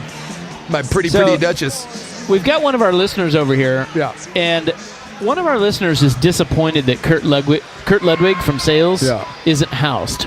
Well, that's a relative. Exactly. Kinda, I told him, I said, dude, Yeah. first of all, he kind of is. Yeah. Just a sliding scale. Second, it's only 4:20. Yeah. He's got time. Yeah, give him another hour. Yeah. Tops. But the way I know he's housed is he's always smiling. He's not like that at the office. No. And he's over there losing money right and left, and he's still smiling. He's doing That's just how fine. you know Kurt Ludwig's housed. Now, by the way, I've got more breaking news. I'm chock full of breaking news. I'm trying to get to Kyle Whittingham's. It's too much. I got more breaking. This is sports. This is breaking sport news. And now Stevie Brackets. This concerns you. Are you paying attention? I'm all over it. All right. This needs to happen, by the way. I'm not kidding. This 100% needs to happen. Practice players wanted. The Portland Fire is evaluating high-level competitors 18 plus Oh, no. with pro, college, or competitive high school experience. I think we meet this criteria, and the availability to meet a full schedule, including midday, weekends, and evenings. This is a paid opportunity. Apply here by Monday, March 23rd. Stevie Brackets, what are we doing here, buddy? This is your opportunity. I think this is what we've been waiting for. Is an opportunity for you to take your Concordia experience and take it to the WNBA. Tell you what, this is my time to shine, guys. This is my time to shine. Now the question is, can I get hours? I mean, what's more important, the show or practice? I don't know. Well, I think for the meantime, I think for the benefit of the show, I think you need to be at these tryouts. Yeah. I mean, worst case is you make the team and then we tell you can't do it. I think you need to be at these tryouts. Wait, so they have a team that just practices against them every day? Yes. So it's like the Washington Generals? Yes. Stevie Brackets could be the Washington Generals of the Portland Fire. I think you got to do it. I might have to start exercising. Yeah, you got to get in shape. And by the way, you got to get in fast because we have to get you applied by the 23rd, Dude, which is next week. How soon? Listen, I know Stevie Brackets has game, okay? Yeah. I'm not denying that. Yeah. But the man hasn't been working out. He's got 2 kids. I feel like he will break an ankle in maybe the first 10 minutes. If we're trying to make a Portland Fire omelet, we're going to break some eggs, and I think we can all be willing to sacrifice an ankle from Stevie Brackets. I think that's fair. I don't think you're wrong on that. And is it paid? It's a paid opportunity. Now, I don't know. Do we know how much? I'm guessing not much, but by the way, this is from the Portland Fire themselves. This is the Portland Fire put it out. Yeah, they posted it on social media today. Yes. Oh, see, he already saw it. It says what it takes, basketball experience. You've got that, right? I do, yes. Yeah, college, high-level club, or equivalent preferred. Physical readiness and conditioning appropriate for high-level practice environments. I need a few days. We need a little bit. High basketball IQ and the ability to absorb and execute detailed scouting instructions. I think you've got that, right? 100%. I had to do that for the Blazers. I mean, I literally worked for the Blazers, had to absorb all what they wanted. So yeah. Boy, you're perfect for this. A strong grasp of fire principles of play, basketball concepts. I'm all about the fire concepts of play. Yeah, I mean, what are we doing? I think this is perfect. Stevie Fire? And it's an hourly wage. Yes, Stevie Brackets needs to become Stevie Fire. When is this? We have to apply by March 20th, the 23rd, Monday. Let's get on it. So the invitations are going to be based on the applicant's availability. And the tryout date, March 30th, 5:30 to 7:30. We'll give you that day off. And, we'll see where this goes. I think this is great. We need to make this happen. I, too, am a fan. Yes. The idea of Stevie Fire? I mean, and it's centered. The Portland Fire are going to love the press. This was break, and I saw this immediately. I thought of one man and one man only, and that is our own Stevie Fire. You got to tell Pat McCrotch about that, too. Oh, there he is. Speak of the devil. My God, I mentioned him, and he just shows up. It's like the boogeyman. Pat. I'll tell you in the break. All right, finally, sports. Are you ready? Yeah, now sports. Real quick. I had to get that out there. Coach Whittingham and Utah, their split was not amicable. He did not want to leave Utah. No. So this is so we've got some emails that got leaked, and one of them is from Whittingham's agent, and this is to the AD. And he says, Coach Whittingham does not intend to retire at the conclusion of the 2025 football season. Tollner later sent a new one-year proposal for Whittingham to return as Utah's head coach with a $9 million salary. Tollner is the agent. Yeah. Marking a $1.6 million increase. Tollner also reportedly requested a $20 million figure for NIL and an increase of $2 million in his staff salary pool. A few days later, Utah countered with what may have been its final offer, a one-year deal with an $8 million salary, along with the condition that Whittingham agrees to cede several aspects of the program to then defensive coordinator Morgan Scalley. Yeah. Whittingham declined this deal. Utah went forward with naming Scalley as the new head coach as part of the school's long-expected succession plan. Yeah, because he has been the coach in waiting for a number of years. So when this first happened, we all assumed that Whittingham, who's been flirting with retirement for years, just had retired. But then when we found out that Whittingham was like, no, I'm not retiring, then it kind of got into this weird, well, what happened? Was this the Mike Riley, I want to play with as many toys before I retire? But it sounds like that wasn't the case. It sounds like Utah was ready, kind of a Bobby Bowden situation down at Florida State, where it's like, hey, Jimbo Fisher's waiting, and it's kind of maybe time to move out the door. And if you're Whittingham, I know that doesn't feel good, but you can't find a better landing spot than Michigan, for God's sakes. I wonder if everything doesn't happen with Sharon Moore. Yeah. Does Whittingham, is he working? I don't know. Because that was late. That was late in the process. So, yeah, I don't know. I don't know if he's working. It's possible that, So- I don't know what jobs were open at that point. So then it says, buried in Whittingham's separation agreement, which included a buyout of $13.5 million in 3 installments from 2026 to 2028, a clause specifically stated that the coach would work with the university to facilitate a smooth and successful transition of the football program to Scalley.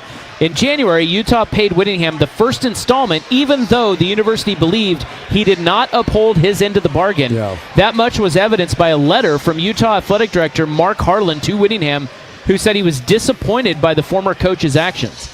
He says, quote, as you know, the university was disappointed by your actions last month. The university felt that your involvement with recruiting our football coaches and staff to Michigan was contrary to the terms of your employment agreement, which requires you to assist with a smooth and successful transition of the football program to the new coach and his staff.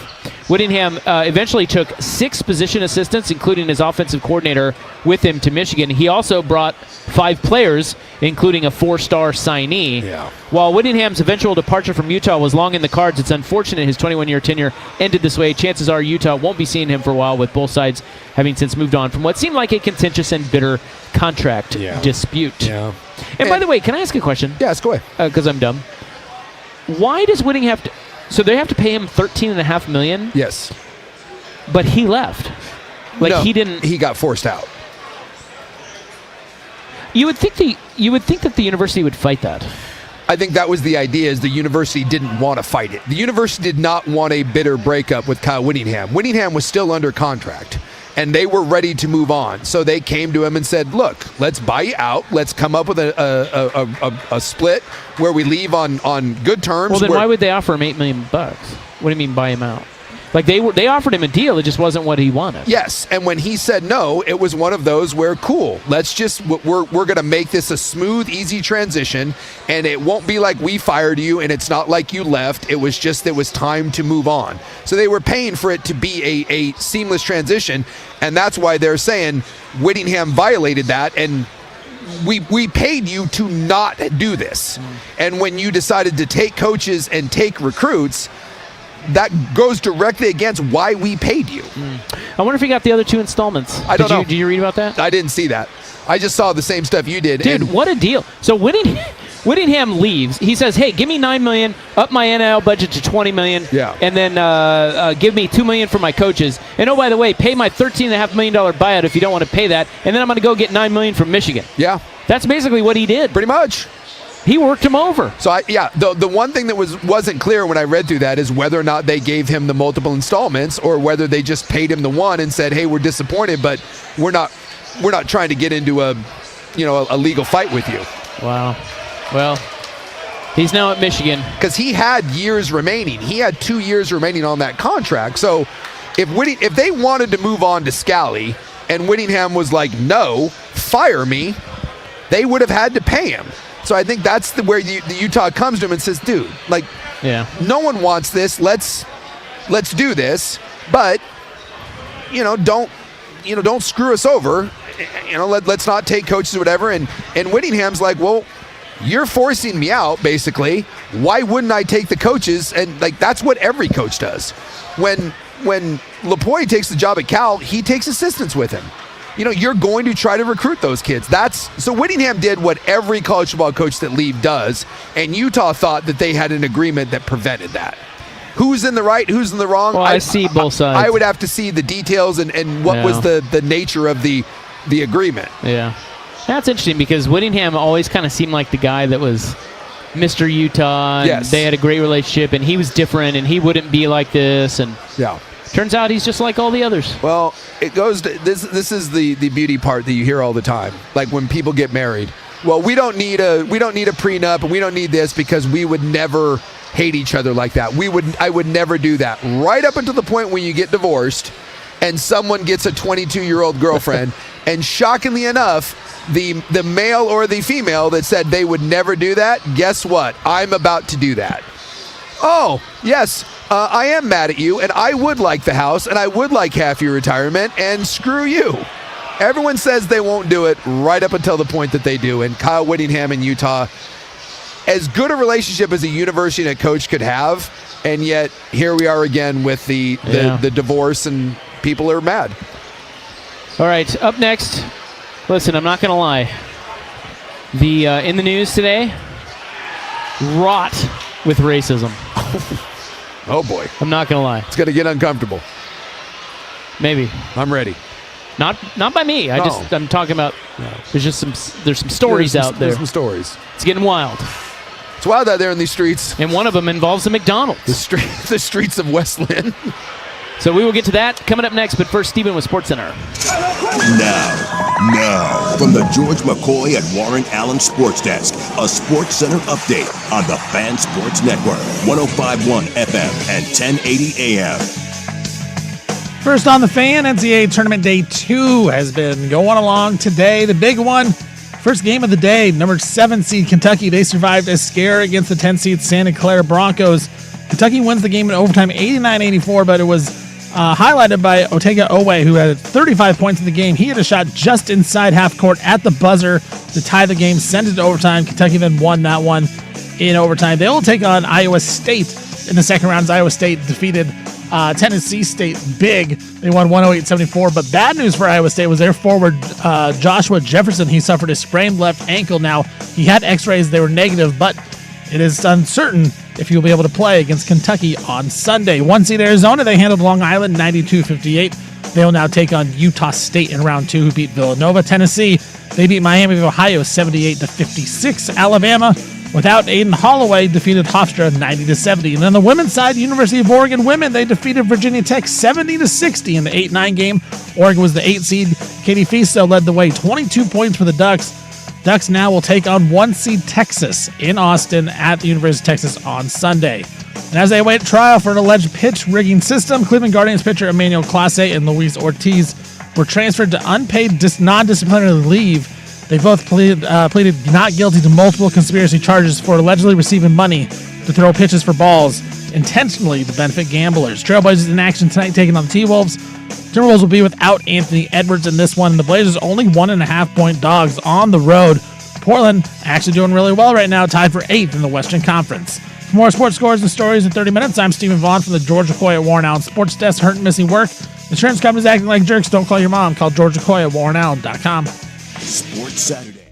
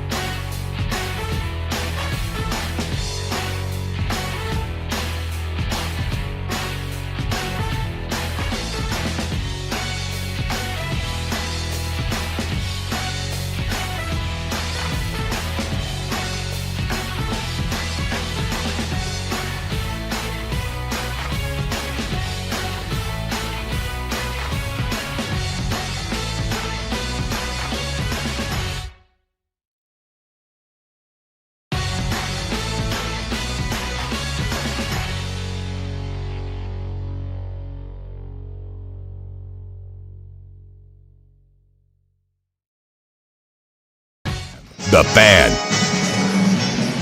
All right, we're back here at Tom's Watch Bar at A again for March Madness.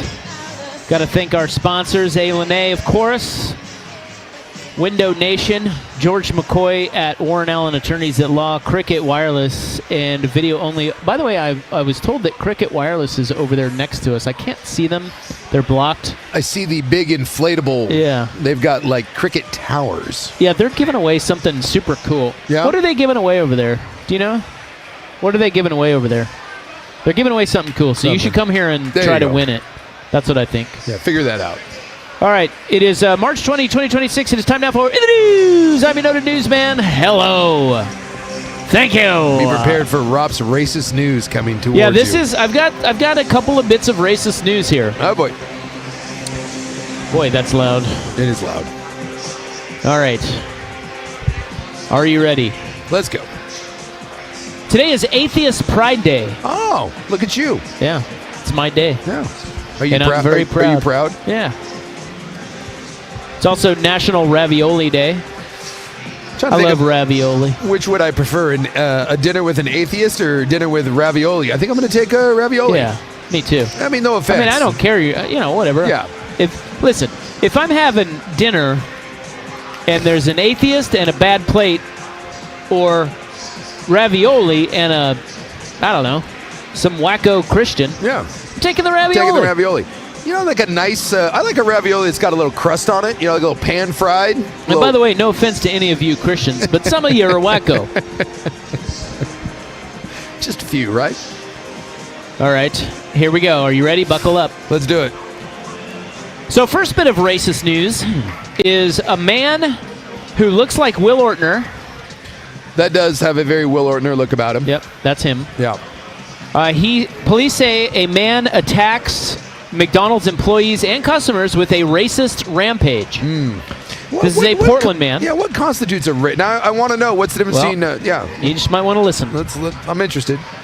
He's behind bars. He is in Multnomah County Jail. Can't do that. You can't go on a racist rampage. This was Wednesday at the McDonald's at Northeast 80th Avenue in MLK. A Hispanic man told police that a man approached him outside the restaurant, asked him to do 100 burpees, and then began screaming at him, calling him a rapist, and accusing him of taking jobs. That does seem like an odd request. Another witness showed police a video of the man, later identified as Ethan Russell Lears, who is a 35-year-old Portlander, yelling racial slurs and pushing people inside the restaurant. An employee said Lears smacked an Asian customer in the back of the head and shoved a Hispanic man into a wall. Huh. That's when the employee intervened. The employee said Lears repeatedly screamed a racial slur. When arrested, he reportedly continued yelling racial slurs and told an officer he better have guns at home because he was going to find him and fight him. Now, I'm looking here at Will Ortner, his doppelganger, and the fun part is I see 3 separate mugshots, which means that my man Ethan has been arrested at least 3 times. So something tells me this isn't this isn't that out of character for him. This is my favorite part of the story. Yeah. Actually, nobody wins here. There's no favorite part. No. But I enjoyed this little element. It's a nice little sprinkle on top. He told the arresting officer that he wasn't doing anything and that the officer should understand because he is a white. Ah, one of those. A white. Not to be. Am I a white? I think people think you're a white. I'm very white. You look like a white. Yeah. He wouldn't start calling you that. He wouldn't be happy with my Asian kids, though. No, he wouldn't. No. He'd have to slap him in the back of the head. Yeah, when I showed up at the meeting with the fam, he's going to be not thrilled to find Japanese and Koreans littered amongst me. Or he may understand that it's all a bit and you're just doing that to throw people off the scent. Like that. Because you're a real white. I'm a white. But if you slapped the Asians in my family in the head, then I would have to do something besides the 100 burpees. Although after the 100 burpees, I'd probably be really tired. That's a lot of burpees.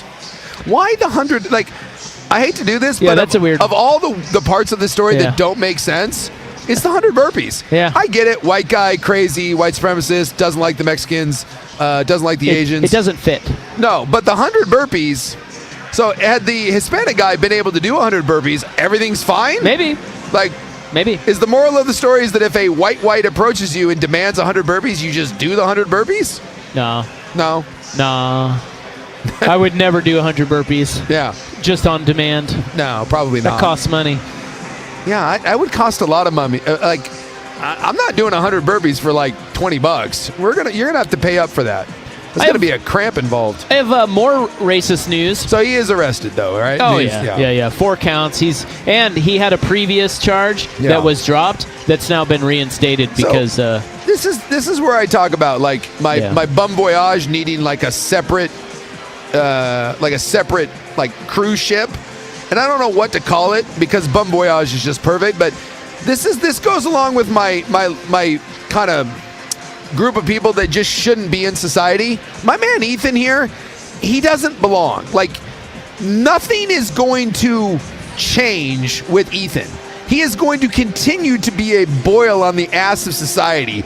And we, Survivor style, should be able to get together and vote him off the island. And we need a separate boat where we just send him out to the Pacific. The world is better with Ethan. I'm not saying he needs to die or go to prison for the rest of his life, but he should not be allowed to be in society with us. Society moves better without my man Ethan. And at this point, I think we all know that. And we should be able to like when they do like special elections for like the governor or like a Senate seat. We should have a special election to vote people like Ethan out. Yeah. Hey Ethan, I'm sorry, buddy, but we're putting you on the boat and you're going to live on that big garbage island out in the Pacific. A Portland lawmaker on Thursday told a commercial real estate broker who recently made a series of offensive and incendiary remarks aimed at members of the city council to shut your racist mouth and F yourself in the heart. Oh, how do you do that? I don't know. I feel like that's a misspeak. I think so. I think he got caught up in the emotion of it. And, you ever do that where you're trying to curse at someone and it doesn't come out right? You're like, you sound like a ninny. Yeah, damn it. So this was Councilor Steve Novick. You know him. Yeah. Been around a while. Yeah. He fired off the responses after Brian Owendoff emailed Mayor Keith Wilson and all 12 members of the city council about a recent study on housing policies in Austin, Texas. So this was an exchange that was obtained by the Oregonian. Mr. Owendoff, shut your racist mouth and stop cluttering up our emails, Novick wrote in a reply-all response from his government account about an hour later. Minutes later, Novick issued a second reply saying, in addition, Mr. Owendoff, I would strongly advise you to F yourself in the heart. So he didn't get caught. He wrote that. He wrote it. He wrote it and thought that sounded good? I've never heard that in my life. I have not. Novick wrote the emails a little more than a week after Council President Jamie Dunphy exorcerated a 90... Oh, yeah. What? Whatever that word is. Yeah. Exorcerated? Anybody know that word? I'm not gonna touch it. Any help here? Sorry. Anyone smart? I don't have it. I don't have the cards, man. A 95-year-old woman on social media for sending Dunphy a handwritten note requesting that he wear long-sleeved shirts in public to cover his tattooed forearms.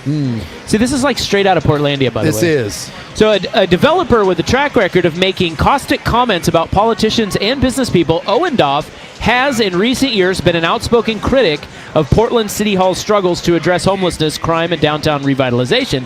He has also been among several people who have filed complaints against members of the council's Progressive Caucus, alleging that they've repeatedly broken Oregon's public meeting laws. Members of that group, including the council president, currently face a state ethics investigation into whether they violated the law when they held a retreat last summer. You've probably been reading about that. Yes. Earlier this year, though, Owendorf made headlines after the Portland Mercury published photographs of a series of private text messages he had sent to associates during a city council meeting that included racist and homophobic comments aimed at progressive councilors of color. Jeez. Are you ready for those exchanges? Wow. In those exchanges, Owendoff referred to Councilor Angelita Murillo, a Paraguayan immigrant, as burrito. Oh, Jeebus. Made demeaning remarks about Councilor Tiffany Koyama Lane's physical appearance and intelligence, and called Councilor Samir Kanal gay. Wow. Well, that's gay. And these are all just like in emails? He later described this story as a coordinated political hit piece, adding that the article relied on photographs of private text messages obtained without my knowledge or consent. He says he was in shock over the emails he received from Novick. He says, I've done business in a dozen major U.S. cities and have worked with city councils all over the place, and I have never seen such dysfunction. They just don't like that I'm holding them accountable, that I'm clearly identifying the issues we have here with safety, security, mental health, substance abuse, and job creation. They brand me as a racist because they think they're shutting me up, and I'm not shutting up. I think calling someone a burrito, yeah, that, It's not really branding, that's is it? not Like, branding. you are That racist. Yeah. You Yeah. kind of, that's your own word. You branded yourself. Huh. So what you're saying is that things in the city council are going Things are going great. So Novick responded, and he said, I was just amazed that after the Mercury article, he thinks any of us want to hear from him. I was just kind of blown away. I thought that it was important to let him know that after his racist comments about my colleagues, he is very much persona non grata at City Hall. You know what? I'm siding. God. I'm siding with the hook on this one. What a mess. Yeah. Have you ever seen Novak? Yeah, he's got a hook hand. Yeah, and he's tiny. Yeah, little guy. I was at a charity event once, and I got to meet him, and I was introduced to him. He is shockingly little. Yeah, little guy. Like him, just little guy. I don't think he's 5 foot. And then You know what? F your heart. F my heart. And then he's got a hook. F yourself in the heart. I don't know how, I don't know what happened, but yeah, he's got a hook, and he's like, we call Ryan Cooley the little general. That's Steve Novak is the little general. He's a tiny man, and apparently he's very... It's Novick. Novick. And he did not like... No. He's done with Owendorf. Right to the heart. Yeah. You gotta work on the insults, though. When you're Owendorf probably has a point, okay? I mean, well, actually, he doesn't probably. He does. About the dysfunction. Yes. He's right. Valid. But you lose it with the you racism. lose all of your credibility with racism. Yeah. So this is why stop being racist. Yes. You have and you'll be taken seriously. Yes, we can all get on board with criticizing the way Portland handles things. Exactly. Yeah. You can't go around calling people burritos. Now we have to side with that little troll. There's a lot happening. That is a very racist in the news. Yeah, I told you. Yeah. I told you to be prepared. Man. Okay. Primetime Woodburn coming up next. Oh, boy. It's not racist. Oh, well, that's... It's worse. I thought we were continuing with this trend because I spent some time in Woodburn. I know you have. Yeah. One of your people down there has found its way into the news. Puddin' River Road. I did a tour of duty out there. That is next on The Fan. This is the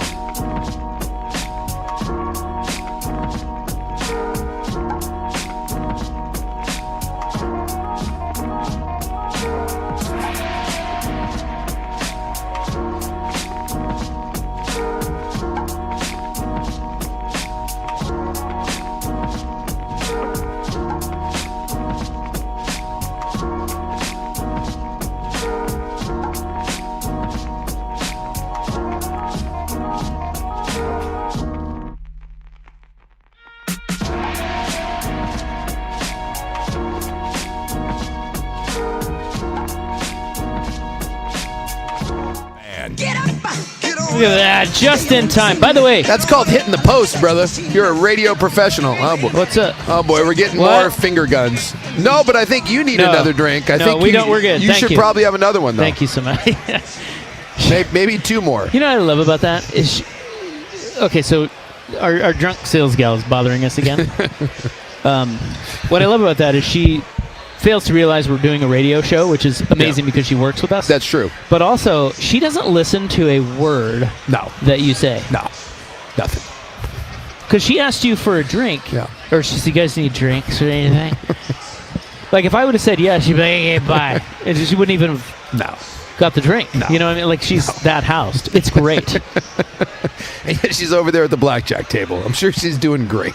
How long before she passes out over there? That's what we were just discussing. We were just It won't be long, We will were it? just having this conversation. What are you guys doing? Yeah, what time have we got? We got Kurt's ignoring her. 4:56. I'm going to put that mark at about 5:17 So as the good. over/under. So good. By the way, I just found a condom on the ground. Oh, All hell's breaking all loose right. out here. Well, hey. Hey, but you know getting what? wild. You know what? Casinos are here to have a good time, and I'm not here to judge. Okay. This is in the news, March 20, 2026. Okay, one more story, and this is Primetime Woodburn. Okay. Oh boy, my It's old your- stomping yes. grounds. Yeah. At one point, I was thinking about putting down roots. What do you think of when you think of Woodburn, seeing as how you lived there? Boy, You think of the Russians? yeah, the Russian mob moving next door to me. That's probably the first thing, but I think of OGA Golf Course. that is not what I think of. I Good do little not. track. I think of 2 things. I think of the Russian mob moving in across the street from me and murdering my goats. Yeah. And I think of the time. R.I.P.. R.I.P. the goats. I loved those goats. They did pay for them though, so there was that. And I also remember the time that they were threatening our what are the standardized test scores were low, and so they were threatening to take away funding from the school. So Yeah. they had a meeting to kind of rally the parents that we needed to like be better with like homework and all that. Mm-hmm. And I remember a man showing up in a camouflage Rambo tank top, and he brought in a case of beer with him to the meeting, and then stood up and said that it wasn't his job to educate his kids. I think about that. That's Wow. a real thing that happened Wow. at that parent meeting. What was the beer? God, that was 25 plus. That was like, it wasn't high end. Now, if I said It's that maybe a PBR, perhaps. if I said that happened Yeah, in Oregon, yeah. what town would you like? Is Woodburn like in the top 3 of like? Oh yeah, that probably happened in Woodburn. Well, unless you're saying like Eastern Oregon, but if you're saying no, it- I'm using the whole state. oh, Woodburn's probably in the top 5, but you're probably going to go out to like the sticks. Yeah. But the fact that it just was a camouflage tank top that just said Rambo across the front. I love that. And my man brought like a half rack of beer to the event. Well, and then we had he was going to be there a while. and then the lady I remember the lady that was running the meeting had to tell him like, sir, please, let's keep this constructive. And also, can you please put the beer away? What's wrong with having a little beer at the, you know?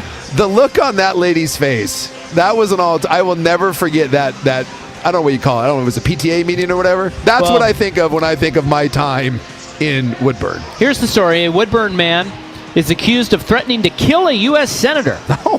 This is according to the U.S. government. Was he wearing a Rambo tank top at the time? His name is Donald Leroy Smith. He is 51, and he made his first court appearance on Thursday.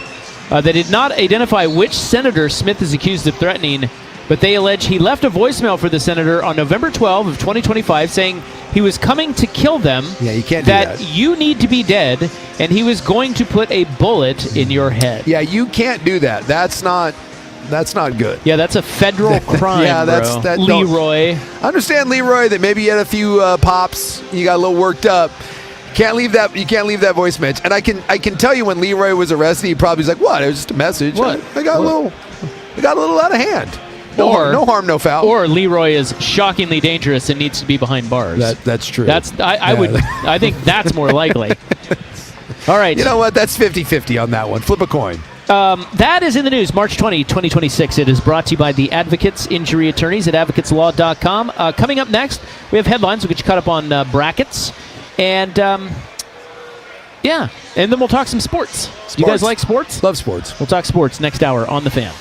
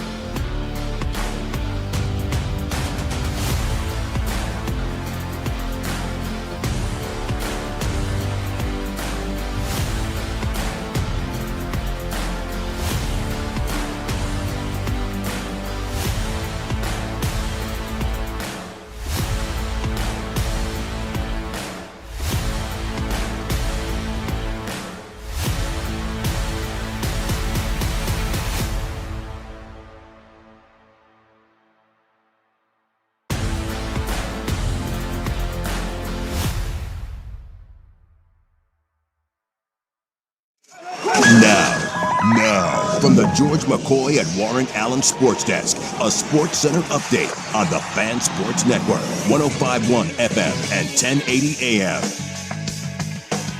First on The Fan, NCAA Tournament Day 2, Round 1 still having a nice little day going on. Kentucky, they survived Santa Clara in the 7-10 game in overtime thanks to Otega Owe hitting a shot just inside half court at the buzzer to tie the game, send it to overtime. Kentucky then won that game 89-84, and now they will take on Iowa State in the second round as Iowa State beat Tennessee State 108-74. But bad news for Iowa State is their stud forward Joshua Jefferson, who averages just about 17 points and 8 rebounds a game.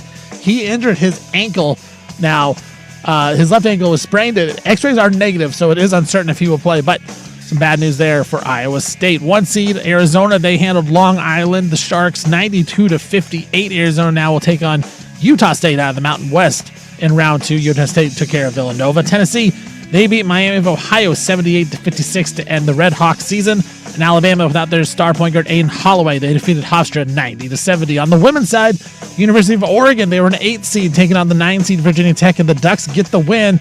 Katie Fiso had 22 points. Oregon now is going to take on 1 seed Texas on Sunday.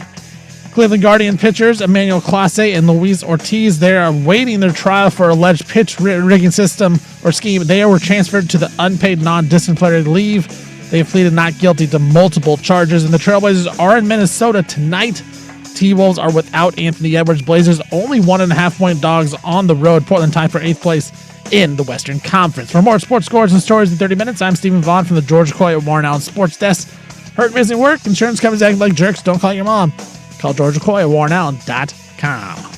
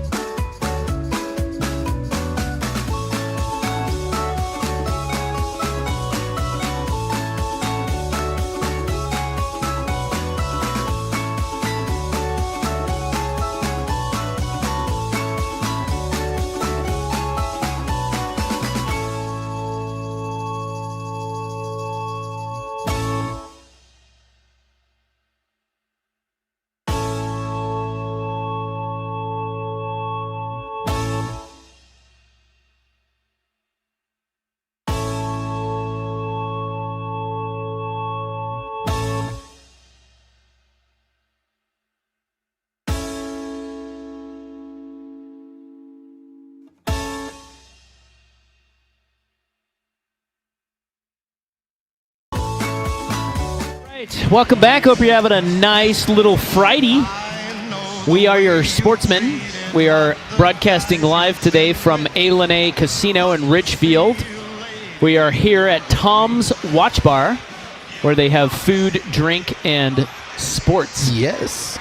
It's right next to the sports book. Oh, it's popping right now, too. We got the blackjack tables going. It's a great environment right now, even though we haven't had a whole lot of drama here lately as far as the games. Yeah, so all the fan shows have been out here. Yes. What show is the best show time to broadcast for the NCAA tournament? Because I feel like we get the worst of it because we broadcast during the maybe the midday, maybe the break, maybe the firm, right? They get late morning, that 10 to early 1, afternoon, that 10 to 1 window. I mean, we did have some fireworks today because they had the Kentucky game, on during that. And yesterday but we get the lull. High point game. We get a little bit of a lull, and then we don't even the nightcaps are starting we're going off the air. So we got a little bit of that. Kind of lame. Like right now, we got a couple games going on. And they're all in the first half still, and nothing really is kind of jumping off the page. Queens and Purdue. That's a 5-point game. If that does anything for you.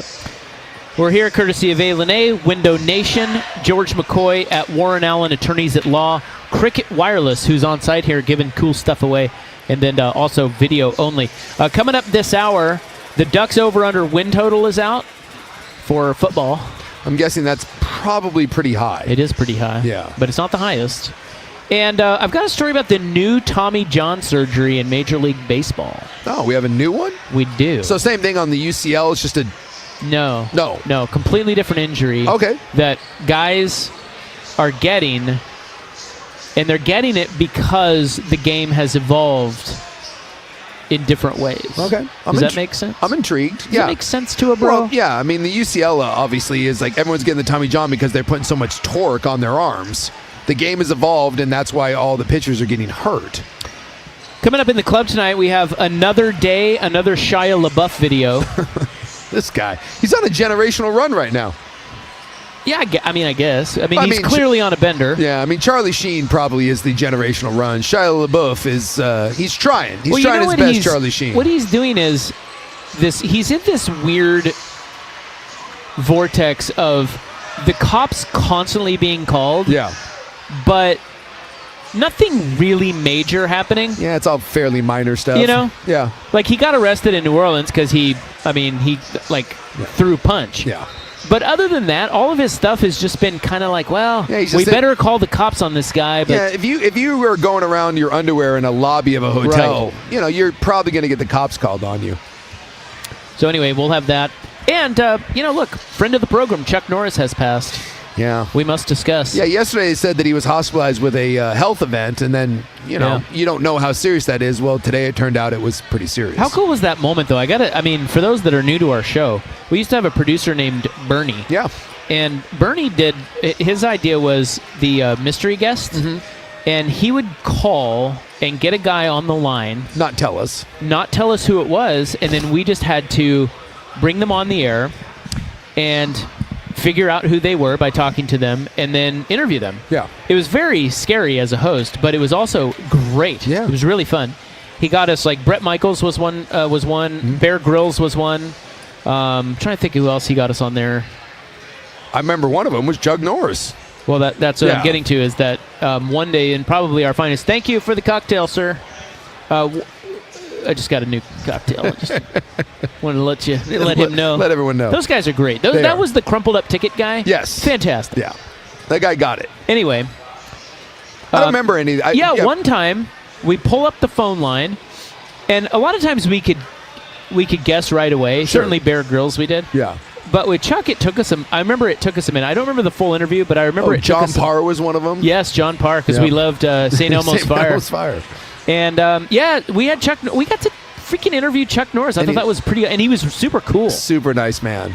So in my little world of the martial arts community that I kind of roll around in, I didn't really know, but now, like, I follow a bunch of those guys on, Instagram and Twitter, Facebook, all that stuff. And I bet you I saw about 6 guys that are in my little world that go to gyms that I train at, and they all had Chuck Norris stories, right? They all posted photos of Chuck. And some of these were, from 20, 30 years ago. And I was kind of reading through some of these today, and I'm sure someone out there has a negative story, but it seems like anyone that ever crossed paths with Chuck Norris said that was the most genuine, nice, like, best human being you'd ever encountered. And it was really cool today to see some of these guys that I know post these stories about, Chuck back in the day and about how he was this inspiration. And every one of them said the same thing. That guy was supportive of my dream and was super cool. He took time that he didn't have to. And it just seems like he was one of those guys that no one has a bad word to say.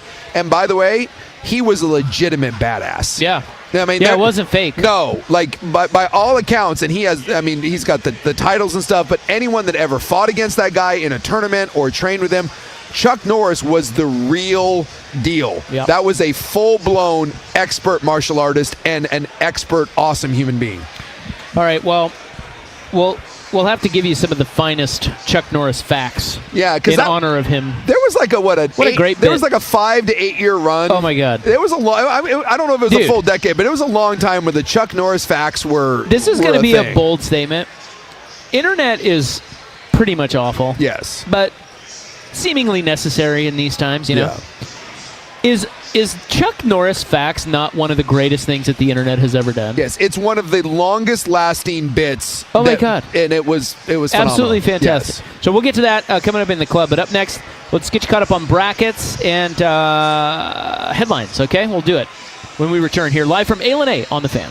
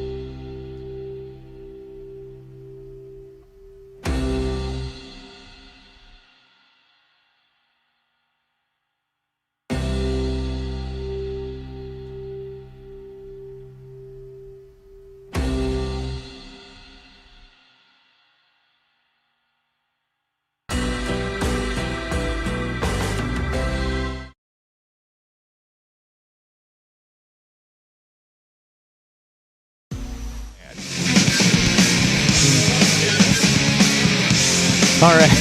Things get We're wild. back. We just had a very strange encounter. God, I tell you what, our listeners are great. They are. Okay, so we had a situation. We're going to get to the scores in a second. I'm fascinated by this. You are fascinated. So, Richie Fromm Yes. of Gonzaga fame, Yes. his parents are here. Yes. Richie Fromm's mom walks up to our booth, and she heads right to you, not me, you, and she shows you a picture of Richie Fromm in his Gonzaga days shooting a jumper. Yes. Okay, and you go, who's that? And she's like, Richie Fromm. And then the other lady with him, because she's so humble, Yeah. she says, well, that's Richie's mom. Yeah.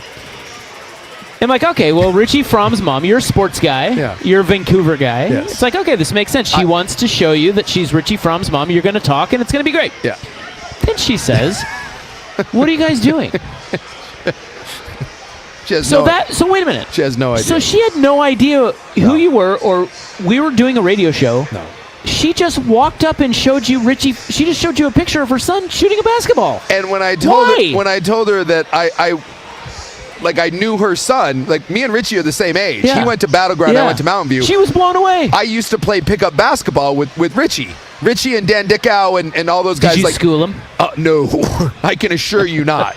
But a lot of my friends played basketball against those guys, and we would all play. I knew Richie. I'm not going to say I knew him well, but I knew him. So when she showed me the photo, I kind of thought that's.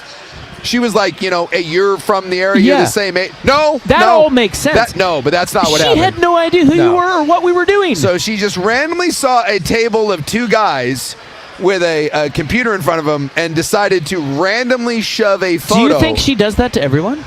I'm guessing that at something like this where basketball is kind of the theme, I'm guessing that photo of Richie has been shown to no less than 73 people at this casino. Absolutely fascinated by that. And she finally found someone that actually knew who it was. And then she had to go get Dad and bring him over. Yes. And he had to talk ball. Absolutely amazing. And then for some reason, we have these Mountaintop Metal Roofing tote Mountaintop bags. Metal Roofing tote bags. They dropped them off. And I gotta tell the you, Fromms are very excited. One of the Fromm's friends could not be any more over the moon that this is free. He's very excited. He was like, wait, are these free? Very excited. Like, yes, sir. Yes. You can have one. Yes. Maybe even take two. He's very excited. He could not believe it. I tell you what. I love it. I love our listeners, man. And they're not even our listeners. No, she had no idea who we were. I love people. Do you think she's actually excited that she ran into someone that knew her son, or is she just excited that someone knew who the photo was? No one knows. This is on my list of questions. That was fascinating. Absolutely fascinating. And I love Richie Fromm. But it's like, I need to know more. Yeah. Here's what's going on. Yeah, growing up in that area, anytime you played pickup, just know that if Richie or Dan was on the other squad, you were going to lose, and you were going to lose very, very badly. I don't know who was the better player. Dan. Was he? Yeah. Well, he had the NBA career. I mean, look. But I will say I liked Dan Dickow. Dan Dickow was fun to watch. Yes. I remember Richie dropping threes and stuff. Well, Richie was a big guy. Like Richie was like 6'5". I thought he was a guard. Yeah, but Richie was big. He was a big guard? Yeah, Richie is a much bigger stature Now, did guy. they tell you what Richie's doing now? He lives in Gonzaga. He races. Do you mean Spokane? I don't know that you can live in Gonzaga. She said he lives in Gonzaga. Oh my God, That's not my words. That's she her. is the cutest woman of all time. He lives in Gonzaga. He races bikes. Okay. And What does that mean? I had to ask that question. I said motorbikes, and she was very offended. She said no. She said he races pedal bikes. Okay. So he lives in Gonzaga. All right. He races pedal bikes. He's clearly still in shape. And he has 12 homes. That's what I was told. Okay. Yeah. An investor. So yeah, Richie, both God. of them, like playing with those guys, Richie was great. Yeah. But Dickow was. I'm telling you, Dan was very unassuming, and Richie would bomb you or back you down or whatever, but Love you. playing pickup ball with Dan Dickow was a different. I love the unassuming white kid Oh my God. who's small. Dan would throw down, like he was such a freak athlete. Yeah. So no offense to the Fromms because they were both incredible, but Dan was the more like The Fromm? There were two Fromms? no. of the two. Oh, yeah. Fromm and Dan. Yeah. I think Fromm's parents win the MVP of this whole thing. 100%. Good grief, that was awesome. I said, where is he at now? He lives in Gonzaga. Cute. All right, here are your scores. Here's what's going on. Let's get you caught up. I Brackets. think she may have had some pops, too. So Arizona hammered Long Island. They only won by 34. I believe that's like right on the number. Is it? I think. 92-58.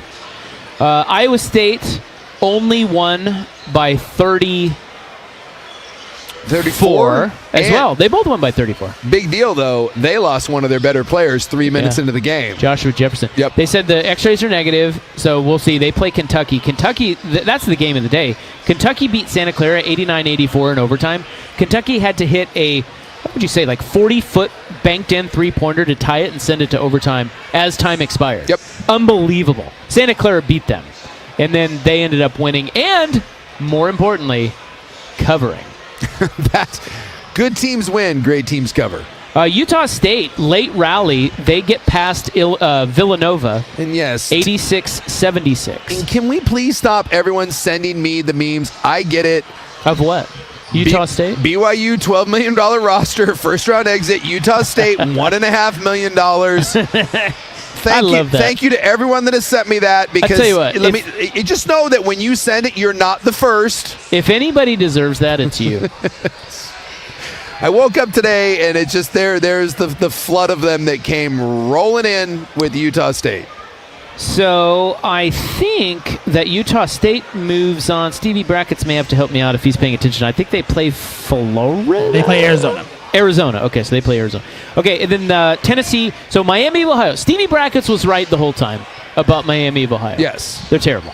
It just so happens that SMU was worse. SMU, terrible. Of the teams that I've seen, SMU was the team that they should apologize. They were rough. Yes. So Miami of Ohio beat SMU, but today the slipper was demolished. Tennessee, the 6th seed, beat them 78-56. So not even a close game. Miami of Ohio is out. And remember, that's the team that went 31-0. Yeah. Texas Tech had a little bit of a scare with 12 seed Akron, but they pulled away late and beat them 91-71. That's a 5-12. So the Red Raiders move on. Alabama had a little bit of a close game with Hofstra, but Alabama pulled away late and won 90-70. And then Virginia had a tough game with Wright State, but the Cavaliers pulled it out 82-73. The 3-seed Virginia moves on. And then in progress, we have on the fan Purdue leading Queens 45-33 at half.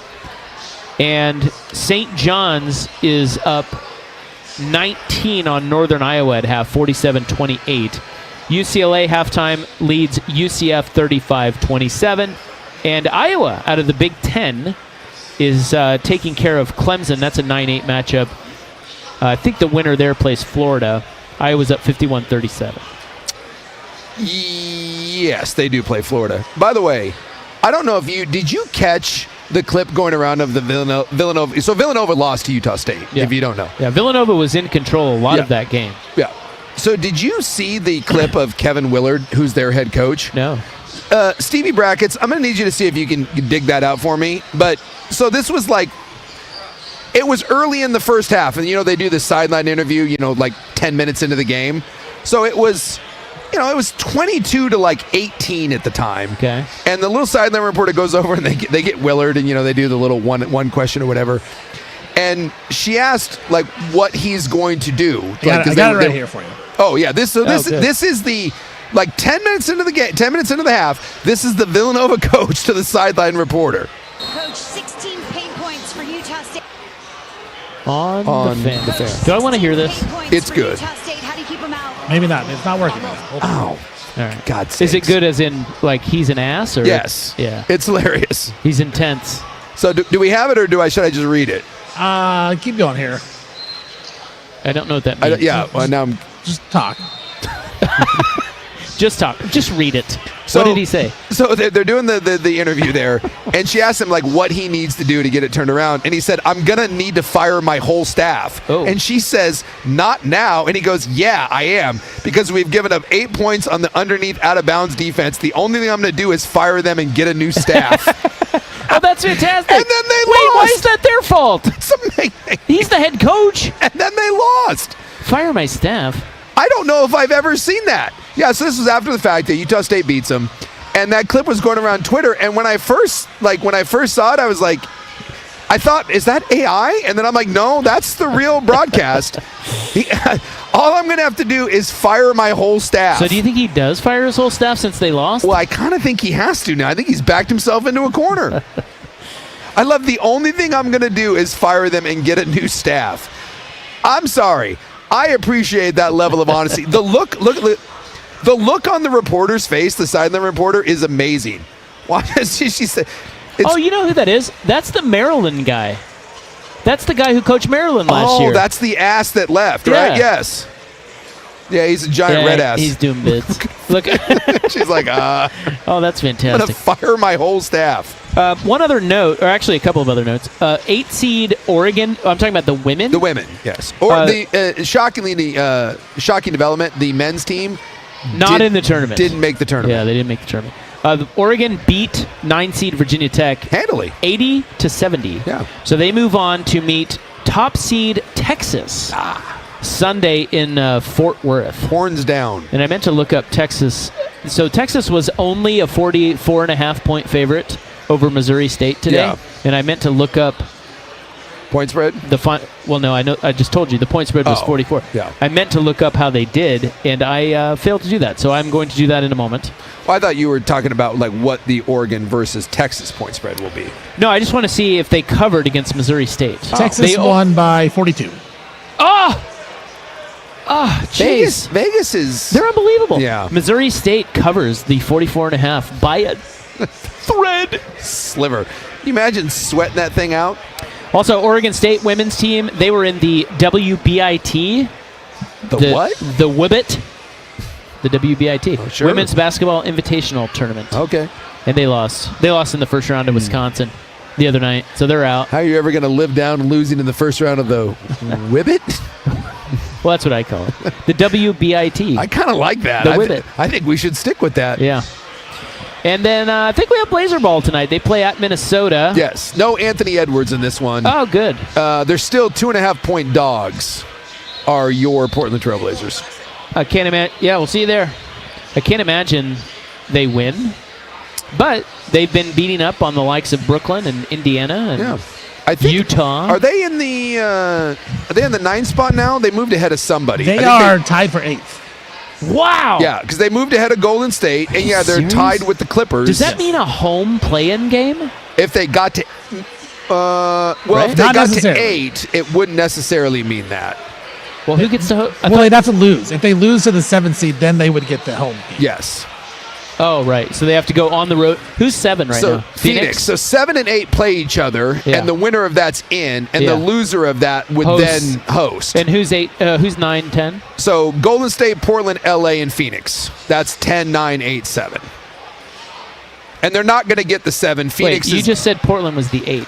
they're tied. Okay. So Phoenix is the 7 seed. They're 5 games up. The Clippers and the Blazers are both tied, and then Golden State is a game back. So that's So listen. So technically, it's 7, 8, 8, and then 10. Well, as you know, I'm a huge fan of this time of year in sports. Yes. And I would rank, if I had to rank, I would rank March Madness 1, Masters 2, Opening Day 3, but play-in NBA tournament 4.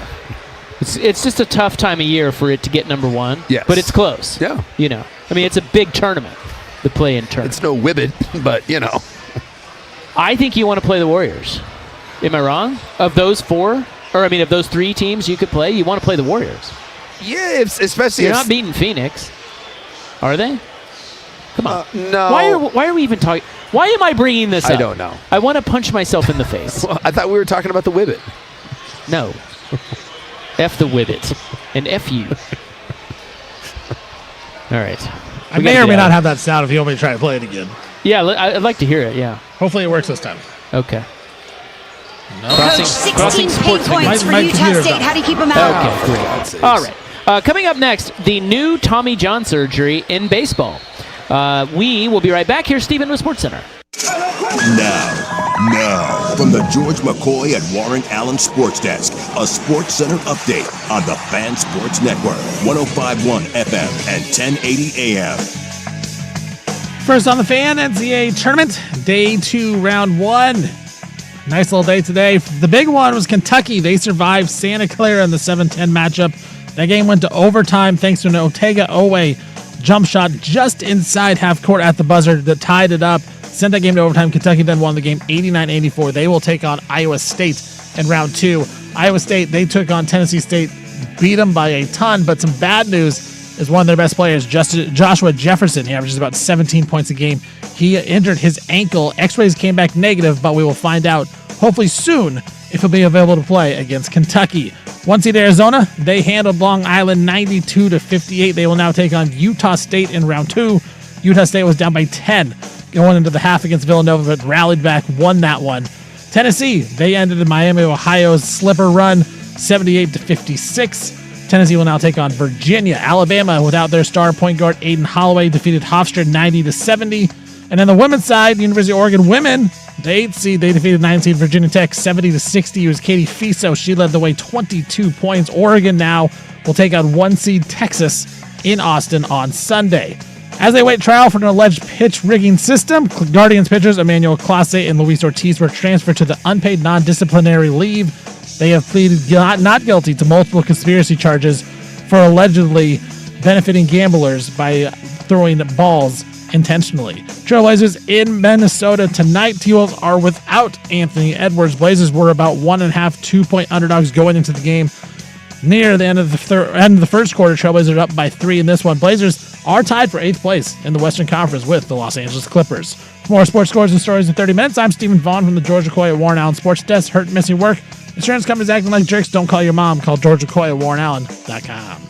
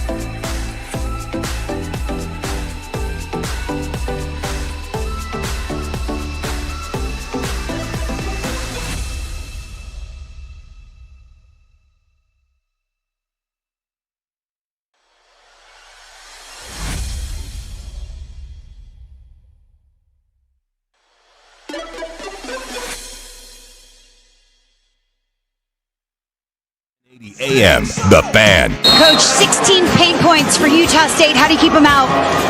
I'm going to fire my staff because we've... Not now. Yeah, I am, because we've given up 8 points on underneath out of bounds defense. So the only thing I'm going to do is fire them and get a new staff. All right, go do that now. Bye, Coach. Kevin, we're losing people. I know he's doing bits, That's but a great fire my staff. And now you lost the game to Utah State. You may have to fire. If you're like a low-level assistant, I think you're low-key nervous. well, Like, I know he's joking, but that seems like a very Is he? yeah. I don't know. It's a little weird. I don't know. These coaches, Well. sometimes like Mick Cronin does this.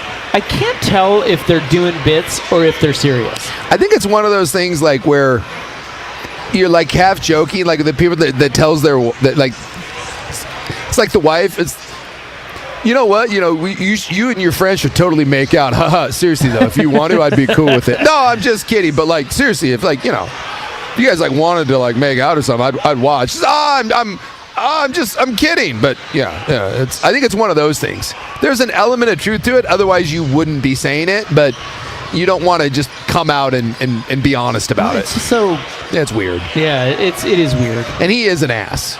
He seems it. Yeah. Well, he was like, you're right. That was the Maryland guy, and he's an ass. Yeah. When someone asked who was their big, was it Queen, the freshman last year? Derek Queen. Yeah. Someone asked him like why he wanted to play at Maryland or why he came to Maryland. He's like, Coach pays me that cash. By the way, is that guy doing anything in the NBA?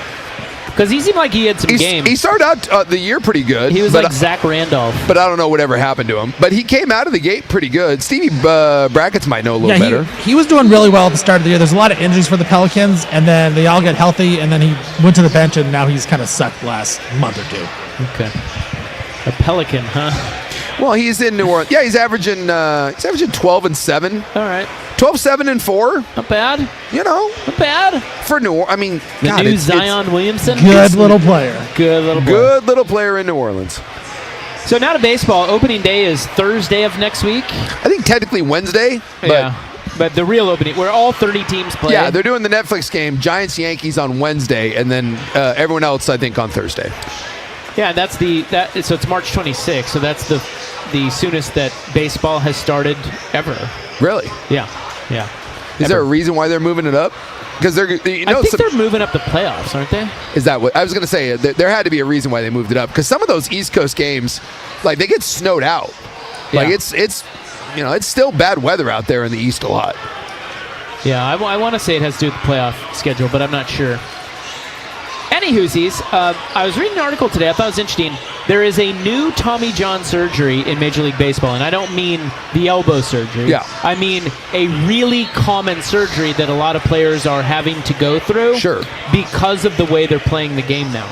So Tommy John has risen in, popularity is not the word, but it's just more common. Yes. Because guys are throwing harder than ever. And younger than ever. So, and it got to the point where some like high school players probably could have avoided surgery with just rest and rehab, and they're opting to have the surgery because there's this belief of let me get it out of the way now.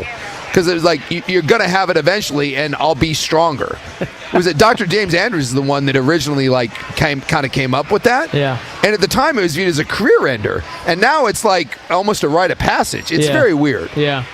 Well, that's still a thing, obviously, but this is for hitters, and it's based off of guys trying to combat power pitchers by hitting for more power. Sure. That's become a thing. Yeah. Guys are trying to lift the ball. Guys are trying to hit home runs more. It's the idea of you're going to hit a home run or you're going to strike out. Yeah, against these power pitchers.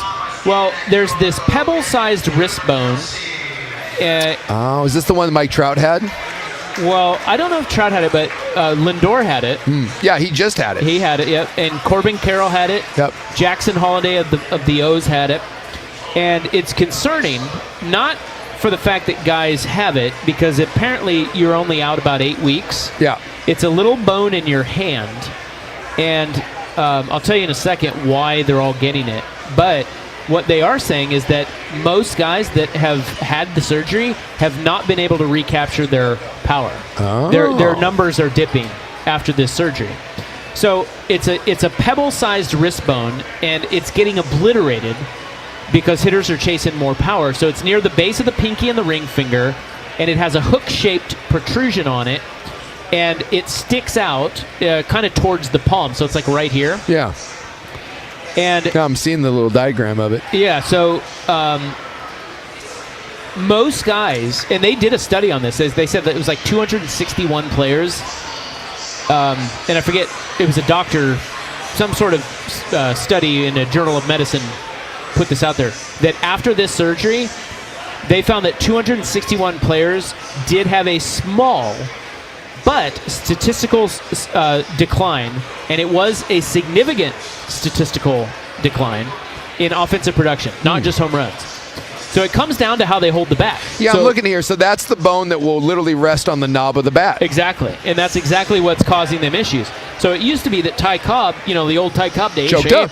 Their hands were separate. Like they had their hands completely apart. Then as modern baseball, as baseball evolved, guys put their hands together, but they would choke up on the bat.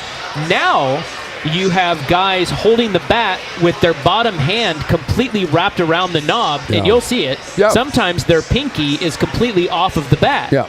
Well, why they do that is because it improves bat speed, and that's the holy grail for hitters is like Schwarber, Judge, Vladdy Jr., all these guys do it, and they say that it makes the bat feel whippier, and they can release the head of the bat and stay through the ball better. So a lot of guys are doing it.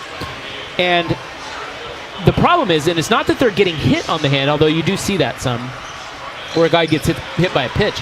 The full weight of the knob drives into this bone Every time it gets hit. every swing that they take, and it wears it out. Think about the reverb like when you were a kid playing and it would hurt down in your hand. Yeah, and then they have to get that replaced, or not replaced, but they have to get that fixed. Interesting. And they are not recovering. Great. So you're saying is Frankie Lindor is about to suck. I wouldn't draft him in my fantasy league. Look at you.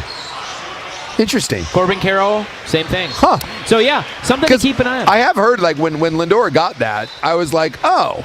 And then I kind of was looking into that, and you're not out long. Lindor had that at the beginning. I guess he's going to be good to go. So it's not like it's 8 weeks. Yeah, so it's not like a really long recovery. Yeah. But yeah, I've heard of guys that are doing that. I didn't know that there's some people that are struggling to come back from that. You would think that the solution to it is to just not grab the end of the bat. Well, like you said, it gives him the whip. I mean, the greatest baseball player I've ever seen in my life, Barry Bonds, choked up.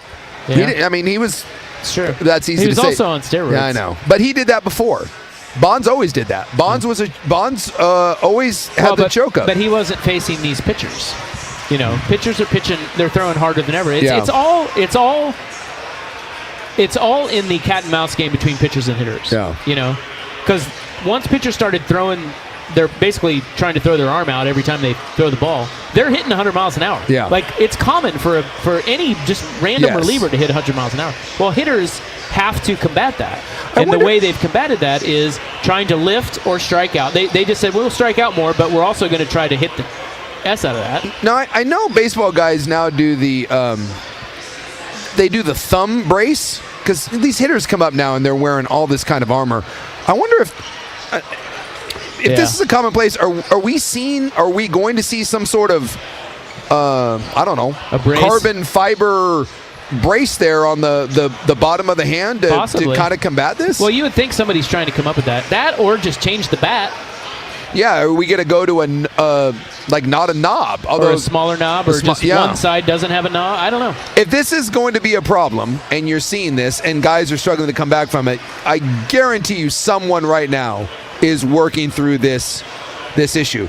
Yeah, I guess I hadn't really noticed that before, but I'm looking at the way Lindor and some of these guys hold the bat. You're right. It is like the pinky is underneath the knob of the bat. So basically, these guys are throwing so hard that they're just whipping the bat into the zone, and that's what's carrying it out of the ballpark. That's like how you used to. I'm not kidding. That's how when you were a kid and you'd play with the yellow wiffle ball, the wiffle ball bat. Yeah. You would almost hold it like a golf club. Well, it is a little like golf. Yeah, it's a little like that where you would whip it and your bottom part of the hand would not be on the end of the bat. Well, interesting to note, the golf ball, of course, is stationary. Yeah. And that's interesting that it's similar to that. The baseball, obviously not stationary, coming at you 102 miles an hour, and it's kind of the same idea. Yeah. That's interesting. I guess I hadn't really paid much attention, but looking at some of these guys holding the bat, yeah, that thing is. Yeah. I would think that, again, not being a baseball guy, I wouldn't think that would be a real comfortable way to swing. Well, I bet it hurts. Yeah, especially if you get sawed off. But you're doing it to, Yeah. you're doing it to get the speed. Making that money. I guess. All right, the Ducks over-under win total is out. We'll tell you what it is next on The Fan.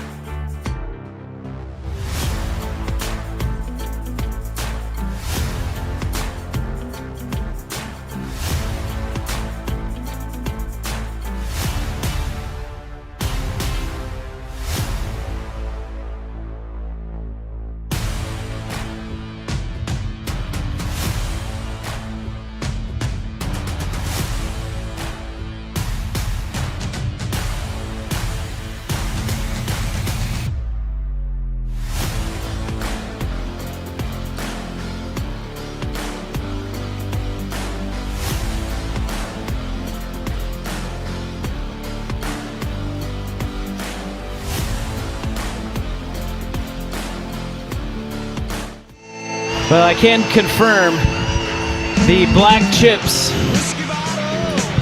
The black chips, which for those that don't gamble, those are the $100 chips. Yes, sir. They are disappearing between Ryan Cooley Oh, boy. and Sam Tone. The little general and his minion are... It's all right, boys. yeah. It's all right. Were they up at one point? Hang in there. Oh, yeah, they had a lot of blacks over there. A lot of blacks. Apparently they don't like the blacks. They're trying to give them back. That's right. Oh, you can clip that, Steven. I teed him up perfectly. All right. Between a lot of knob talk last segment and then that, things going swimmingly well. There's a lot here. of big knobs, small knobs, thick knobs. Yeah. What kind of knob? What size knobs you guys like? Yeah, as we were Lot of going to knobs. break, Stephen and my ear goes, yeah, it's a lot of knob talk. Well, it was. When was the last time you picked up a bat? Oh. I thought you were going to ask a different question.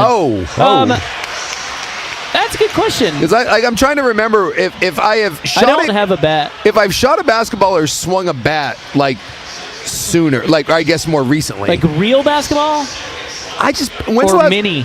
No, mini doesn't count. You had to have picked up and shot a real basketball or swung a bat of some kind. Swung a bat at a baseball or just dry swing? No, you got to. Because nobody, I mean, really. Yeah, you have to swing at a ball. Oh, well then basketball. That's not even close. Who's picking up a bat? And what are you just dry? Are you working on your form in the garage? Well, yeah. Who is actually taking a pitch? Well, maybe softball.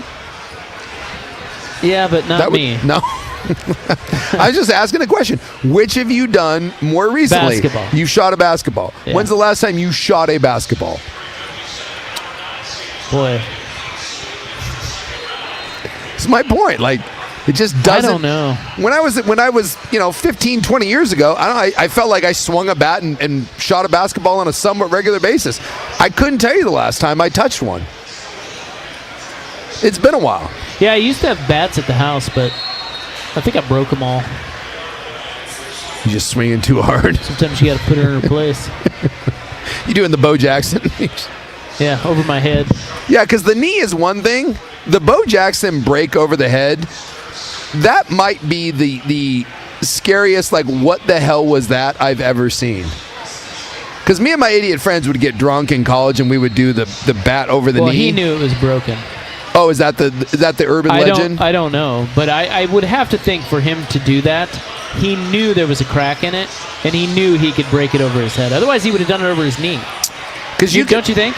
The knee one is hard, but you can do it. I've done the over the knee. It doesn't feel good, but you can do it.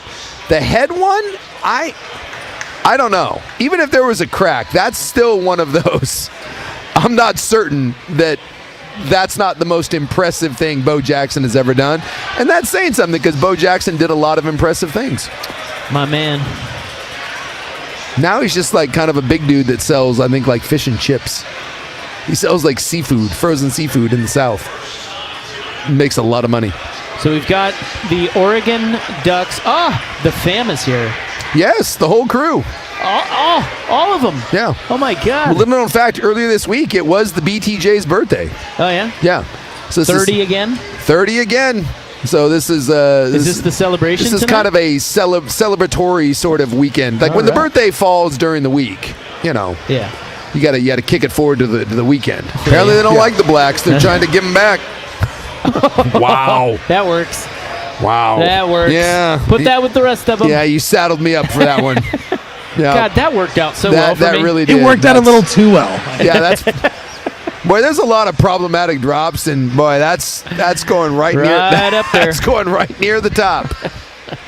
So, Wow. so we have the Ducks here. Let me just get this in, Would you- and then we can D off. Try okay? to be as if this has been a show that stayed on the rails. Well, better than yesterday. It's debatable. 10.5. That's the Oregon over/under Okay. win total. 10.5, and that's even with Indiana and Miami. They all three have 10.5 over/under win total. There's only two teams at 11.5. Notre Dame and Texas Tech, believe it or not. Really? Yeah, those guys are. Well, Well, Texas Tech's the league. Yeah, the Big 12's soft, but they Yeah. lose a lot on defense. Well, they may not play anybody in the non-con either. That's true. So, are you ready for Oregon's? Okay, here are Oregon's home games. By the okay? way, I'll just tell you right now, Over? I'll take the over. Well, it's going to come down to like one or two games. Yeah.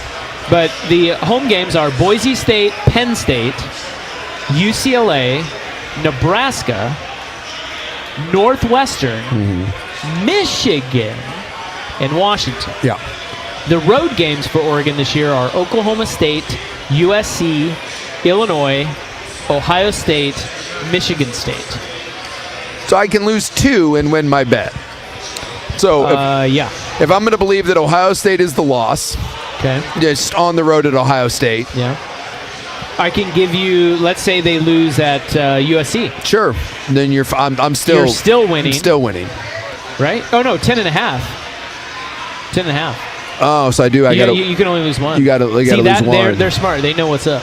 That's close. That is true. It comes down to the USC game. Yeah. I wonder if I can just, can I bet that, can I buy the half and get to 10? Yeah, you probably have to pay a pretty penny. Yeah, that's true. Because I would say, if I just have to get to 10 wins, I'll take that all day. But you're right, the 10.5 is problematic to get to 11. That's a little dicey. So was it 11 or 11.5, the Notre Dame? What? Notre Dame. No. When you said Notre Dame, was it 11 or 11.5? 11.5. So you're saying that they're perfect. That's a sucker's bet. You take the under all day. 11.5. I'd have to look at the Notre Dame schedule, but just blindly, I may go do that today. I'll lay money on Notre Dame not being perfect. Well, I think sometimes they only offer you they don't offer you the opposite bet. Yeah. So in other words. Okay, so it is a soft schedule. Yeah. They've got Wisconsin, Rice, Michigan State, Purdue, North Carolina, Stanford, at BYU, and Navy, Miami, Boston College, SMU, Syracuse. So I get why that's at 11.5 because the only game on there where they're not going to be a touchdown favorite is going to be Miami. And they play them at home. Yeah, you're right. The BYU game and that is, you want to talk about Charmin's soft schedule. I give you Notre Dame. And then, they talked about it. They're like, hey, well, that's why it's 11.5. Yeah. That's. You still going to bet it?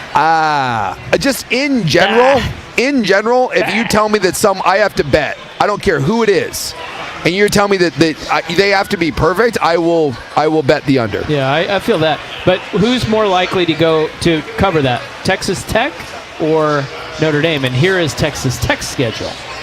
They play non-con, Abilene Christian, Oregon State in Corvallis, Houston, Sam Houston, Colorado, Arizona State, and then the last 6 are Cincinnati, Arizona, West Virginia, Oklahoma State, Baylor, TCU. They're going undefeated. They're going undefeated. Because who'd they get? Who's their quarterback? They got the Cincinnati kid, right? They got the Cincinnati kid, Sorsby. They're not losing. Boy, my word. That team's not losing. Arizona State lost their quarterback. My goodness. That is an embarrassment of a schedule. I hate to say it, but yeah, I think it's Texas Tech. At least Notre Dame has to deal with Miami, and I guess on the road at BYU, Bear Brockemeyer, their quarterback, is another year, and BYU's got a decent squad. I mean, they've been in the mix the last couple of years. They've been sniffing around the college football playoff. So you can make the argument that Notre Dame has 2 games that you would look at and be like, oh, okay. I don't know who you look at there on that schedule and say challenges Texas Tech because they have to replace a lot on defense. Yeah, well. Boy, that's... Luckily, they ducked Kansas. Ninnies. That is those are 2 absolute paper-thin schedules. All right, coming up next, another day, another Shia LaBeouf video from Club when we return on The Fan.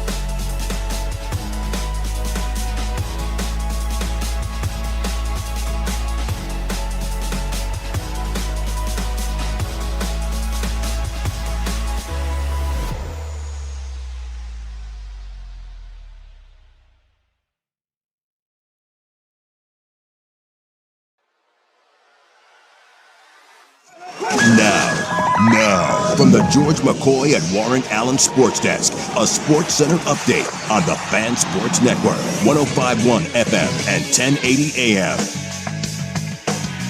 This update brought to you by Langdon Farms Golf Club. Langdon Farms Golf Club. Good or bad weather, the golf course is always the driest around. Download the Langdon Farms app today to get all the latest news and specials. First on the Fan, NCAA Tournament Day 2. Continuing round 1 and another good one. The big game today was Kentucky taking on Santa Clara. 17 Kentucky survives 89-84 thanks to an Ortega-Oweh half-court shot at the buzzer to tie the game, send it to overtime.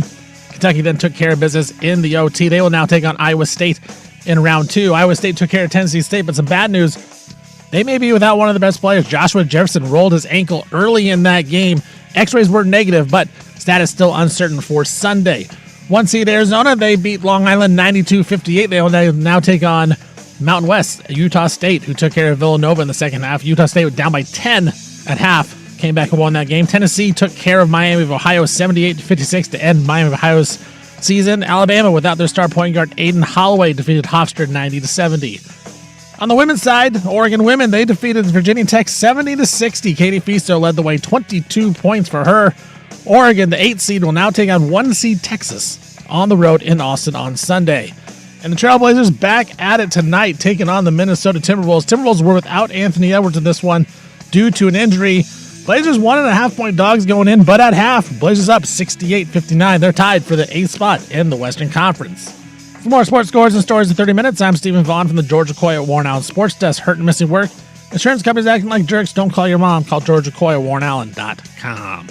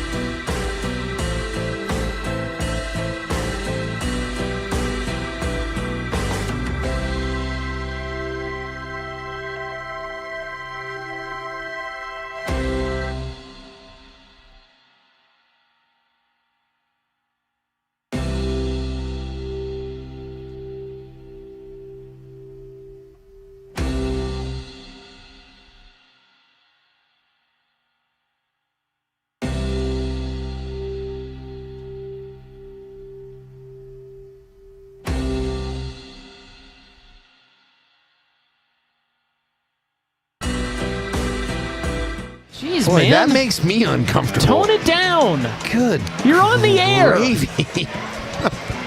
God. What is happening right now? Well, you are. The bad part is that's only like half of them.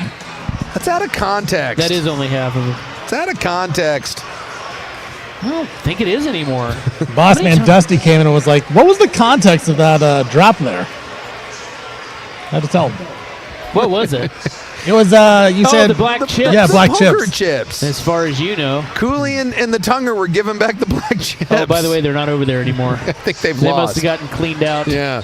The little general's over there with my family. Yeah, the whole family showed up. Yeah, look at that. Look at that. It's a family affair at the casino. It is. The family that gambles and drinks together stays together. I think that's right. All right, well, Should be. you see the big Bachelorette news before we get to Shia LaBeouf? Yeah, they canceled it, right? Did you see that? Did you see the video? I did not see the video. Apparently the Bachelorette said some Dude. problematic things about No. giving back the blacks, or No, she didn't say anything. Go watch the video. She's crazy. So there's a woman who is going to be the Bachelorette. Yeah. And she's on. They filmed the season, right? I think they've already filmed it, Yeah. and they canceled it. Yeah. They're not going to play it because How much money did that cost them? A lot. Yeah. She's on the Real House, or not Real Housewives, but like Secret Lives of Mormon yeah, the Wives Mormon Wives. or something. That's Yeah. she's one of them. Oh. And she became from that. She became the Bachelorette. Yeah. Well, a video has surfaced of her absolutely flipping out on her husband, or maybe her boyfriend. She's beat the crap out of him. Oh, yeah. She's throwing chairs at him. Like, she's crazy. Oh, yeah, I see that. And he's filming her the whole time with his phone. Yeah, she pled guilty to aggravated assault. Yeah, you can't. Yeah. Uh-oh. Oh, and I guess she hit one of the kids in the fight, too. With the chair. Yeah. She's throwing chairs, man. Yeah, you can't do Look that. at those eyes. She's crazy eyes. She's got nice form on that front kick, though. I kind of... Now, I'll tell you what. Oh, he put the chair. Yeah, I told you. Wow. It hits the kid. Yeah. This is not good. Oh, double chair. My good. Yeah, that's... I think if you're on a dating, like the whole point is you're trying to find love, you can't... Look who it is. Oh, jeez. Oh, boy. Ludwig. Drunk Ludwig. He's giving back all the blacks, and now he's over here. Oh, hell. Yeah, that's a real problematic video. Yes. I did not. I just assumed when I saw The Bachelorette canceled, I assumed she had said something, that was quite offensive. No, domestic violence. No, domestic violence. Now, by the way, kudos to that guy for, I guess, just filming the whole thing. I bet while he was getting beaten. But from what I understand, he is not. He's not a peach either. No. Shockingly, you're telling me that the couple on The Secret Lives of Mormon Housewives are a bit of an S show? Well, I don't know. Who would have thunk? I don't know if he's on the show or not. I don't know anything about these people. I just saw the video, but I was really curious to see what she would say about it. Yeah. Because she hadn't spoken of it. I'm like, okay, is she going to come out and be like, yeah, my bad? Yeah. Or was she going to trump it and flip it? Is she going to say the "why do you make me do that" sort of thing? Well, here, I'll read you her quote. It's a weird one because she did do an interview about it. She's getting out ahead of it. She got her PR team, Of course. Yeah, she's hot. I see her here. Yeah, it's crazy hot. Oh, yeah. Well, you could tell that by looking at her. She's got a nice, you know what? She got what? It's a nice form. She's got a nice little front headlock that she's going here. She puts him in a headlock. Throws a good front kick or two. And I got to be honest with that guy. You got to be better at defending yourself, man. You got to. So her name is Taylor Frankie Paul. Yeah. And she is okay. So here's the thing. Here's what she's saying. Yeah. Thank you. She is suffering from extensive mental and physical abuse. That's what she is the victim. Ah, yes. So it's interesting when you see one video and she is clearly like he is not doing anything. He's just filming her. She's quite angry. Yeah. She is claiming that's not the way it goes down. Of course not. Has she found the Lord yet? Well, she is Mormon. I'm hoping she finds the Lord, because in a moment like this, you have to turn to Jesus and say that the video does not represent who you really are, even though the video clearly represents who you are. Yeah, she said, in light of the newly released video just surfaced today. Oh, no, that's The Bachelorette. Sorry. She said, here's what. Okay. Oh, I got it here. Blah, blah, blah. You want it? Yeah. I got it. So it's sad to see the latest installment of this never-ending, desperate, attention-seeking, destructive campaign to harm Taylor. It's from her spokespeople. Without any regard for the consequences of their child. They're blaming the husband here. Yeah. Releasing an old video which conveniently omits context on their son's birthday is a reprehensible attempt to distract from his own behavior. Thankfully, the public has seen this act before and knows who he is. And sadly, many will recognize this pattern of manipulation, both in his actions on the show and their own experiences. So yes, her team has clearly stated that the guy who is getting his ass kicked, and the child, might I add, who gets hit, it is their fault and not this gal's. That's a bold move. They trumped it. They hit him with the Uno reverse card is what they did. Yeah, they did. Yeah. That's a draw 4 blue back to you, bitch. Handle this. Ha! So here's what she said. She did a press something or other. Hello, press tour. And she said, just the timing is hard and it's a big deal. I feel like every premiere that I've experienced, I've never really enjoyed fully. So this is another one. It's extremely hard and it took everything to get me here today. It's just heavy. Oh, yeah. It's a heavy time and it's unfortunate. I'm struggling. But also at the same time, I feel like if I don't show up, then I'm giving these people opportunities. Hold on. Yeah. Bless you. Hiya. Did you guys like that? I liked it. Applause for that. Amazing that we don't hear any applause about that. No. Thank you. I just feel like it was the right thing to do to show up even though it's hard. So she's kind of punting in person, but anyway. Yeah. Well, Oh listen, boy, I didn't know that's why I cannot why watch it that. got canceled. I cannot watch that video and see a victim. I'm sorry. No, I see. I know there's probably more to it. That's a crazy bitch, is what that is. Let's call it. Like sometimes you just have to call a spade a spade. Unbelievable, this Well, guy. Can you believe this man? As someone that has been, Unbelievable. as someone who's been stabbed by a boiling hot cinnamon roll before, after being attempted to be stabbed by a fork that didn't hurt me, I understand this pattern of abuse, and I'm here to tell you that right there. There's only one category that falls into, and that's crazy bitch. Yeah, That she's just crazy. is. She is crazy. And I don't throw that term around loosely. That's crazy bitch. Actually, it's crazy drunk bitch. And yet somehow she managed to blame the guy getting his ass kicked and the kid who got hit with the chair. Well, don't she, like, okay, let's say she takes that approach, Yeah. which she did. Yeah. Let's say her other approach is, oh my God, you caught me in a bad moment. I'm Yeah. really sorry. Yeah. I was horrible that Got night. to throw yourself on the sword a It's little bit. a one-off. Which goes better for her? I think throwing yourself on the sword, right? You would think, but I don't know. I think that this might help, like, work for her. Yeah. You know, because, men are awful. That's true. That's what you do. You play the men are awful card. Like, what was I supposed to do? I had to throw a chair at him. Now, I do appreciate the fact that the guy filmed. I'm sure he's his own kind of dirtbag, because instead of just defending himself and Yeah, this guy, I don't even know who this guy is. He They're just- broken up, by the way. Yeah, like all you have to do in that case is you're 3 times her side. Dude, just hold her down, call the police. But the fact that you just kept getting hit while you insisted on filming, it kind of lets me know what you're about too. Yeah. So look, I don't feel any sympathy towards him Well. because she may be a crazy bitch. I think he's a bit of a douche canoe, and so I don't think there's any real winners in this whole situation. Who I feel bad for is the kid. The poor kid that got hit upside the head with the chair. She had to witness that on a regular basis. Yeah, the dude's name is Dakota Mortensen. Okay, Well, well, I don't know what his story is. I'm going to make a bold statement here, He's and a battered man. I'm standing by this. He's a battered man. If you decide to sign your marriage up for a TV show, Real Housewives, Secret Lives, whatever. They weren't married. Okay, they were just dating. If you decide to sign up your relationship for any reality show, just understand that 1, you're a terrible person.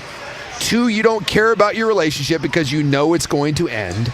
And whatever you get, you deserve. Because you know going in that you have officially sold any sort of dignity, soul, respect, or sense of humanity. You sold it to be, quote, a TV star. So, this whole situation, I kind of think it's hilarious that she got The Bachelorette canceled, because I'm sure that's a huge deal for her. That cost her a lot of money. Huge. For sure. All right, Shia LaBeouf back in the news. Another day goes by. We got Shia back out there. Where's the Real Housewives God. of Shia LaBeouf? We need a reality watch. show on this guy. Dude, you put a camera around that guy, I'll watch. That's next on The Fan.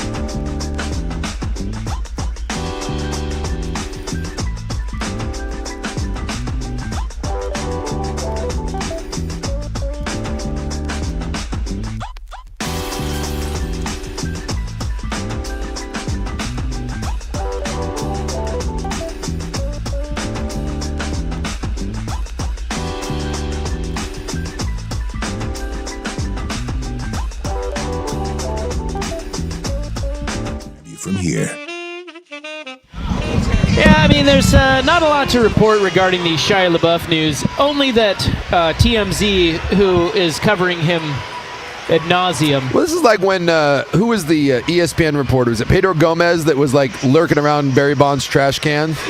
Yeah. Like they should. Well, he went through his trash. Yeah. So Rest in peace. by the way, the Blazers hammering your Timberwolves. What? What's the score? 70-59. Wow. I wouldn't call that hammering. They're up by 11. That's hammering. That is not hammering. In the NBA, That's a hammer. dude, Minnesota could be up 12 in 2 minutes. Nah. Telling You're you. an idiot. Klingon's dominating. Yeah, Pedro Gomez was lurking around Bonds' trash. I'm sure TMZ just has one dude just following around Shia wherever he goes. Yeah, I think that that's guy's right. giving TMZ content every single day. Well, now they've just got a video of him and cops yelling at each other at his house. Did he get tased? No. Is it a nice house? Yeah, I don't know. You couldn't really tell. Yeah. Nothing really happened. It's just, the cops got called to his house. Yeah, that makes And he comes out and everybody's filming him because, like you said, TMZ's probably outside of his house. Sure. And you can't really tell what they're saying or else I'd play it for you. It has something to do with his car. It's all jumbled. I don't know. But that dude's life, man. We do need a reality show on that guy. And it's kind of sad, but he's gonna die. I mean, if you were gonna do like a Deadpool, obviously you take the olds. But if you wanted a little bit of a long shot, like get some odds, you take Shia. Like, it's only a matter of time before that guy's going to get a bad dose of something, or he's going to wander into traffic somewhere. It's not going to end well. 100%. Yeah, I don't know. I don't know if I'd bet him. No? You think he's got? You think he's got that tiger blood, and he's just going to keep? He's going to keep going. You know what I think about him? I think there's an element of him that's. This is going to sound terrible. I think there's an element of him that's normal. Really? Yeah. I just think he's in a bad way. I would like to know what element that is. I think he can pull out of it. Oh, okay. I mean, I don't think he's a good guy or anything. Think he's going to pull out of that nosedive, huh? Well, yeah, I do. I think he's got a shot. It's a bold statement. Look, I like the confidence you have in him. Yeah, I got confidence in my man. Well, I'm going to say no, but just get the man into therapy. I think that guy, well, it'll be fine. I think we're long past therapy at this point. And we had a death, Jace. Yeah. We have to report to you that Chuck Norris has passed at the age of 86. By the way, he looked great at 86, and also it makes me feel that I'm 1,000 that Chuck Norris is 86. Yeah. Well, you're old. Yeah.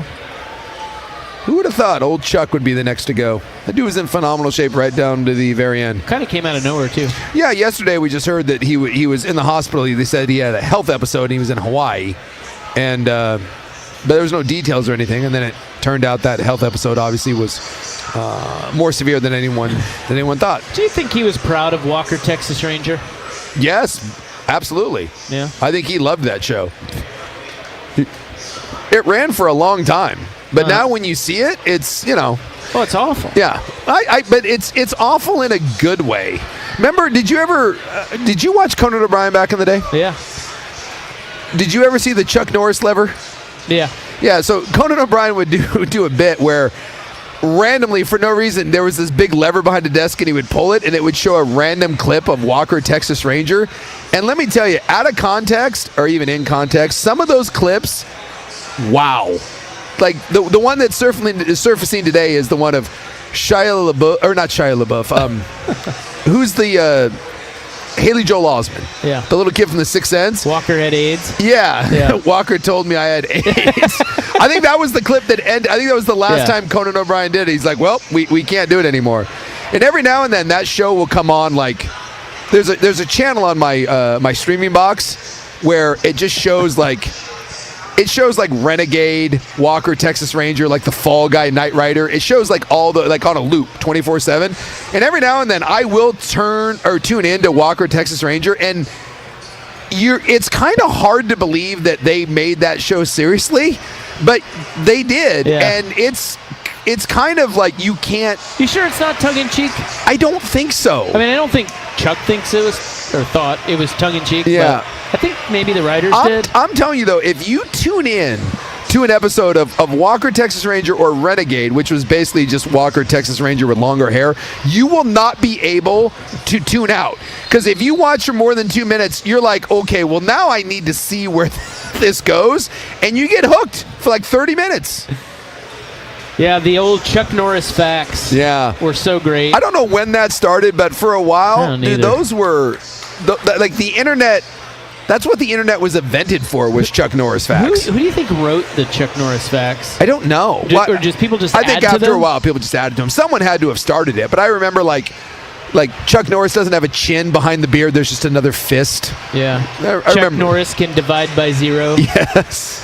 Someone texted in just recently today and said Chuck Norris actually died 15 years ago. Death was just building up the courage to tell him. You know.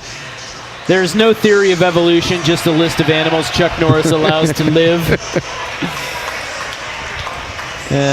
Time waits for no man unless that man is Chuck Norris. I'm trying to see if there's any sort of consensus. Like, there's someone out there that started Chuck Norris facts. No one will believe him, but someone out there actually is the first person to ever do it. When Chuck Norris was in middle school, his English teacher assigned an essay. And that essay was, "What is courage?" He received an A+ for turning in a blank page with only his name at the top. Said that these started on the internet in 2005. And someone said they were initially distributed by the Something Awful forums.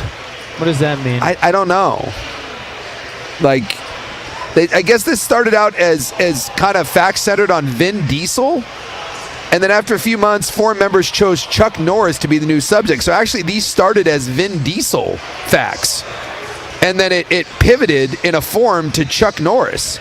And then Conan O'Brien picked up on it. And I guess Conan O'Brien was the one that kind of drove this to the next level. So I guess no one's really responsible. It just was a internet forum in 2005. Huh.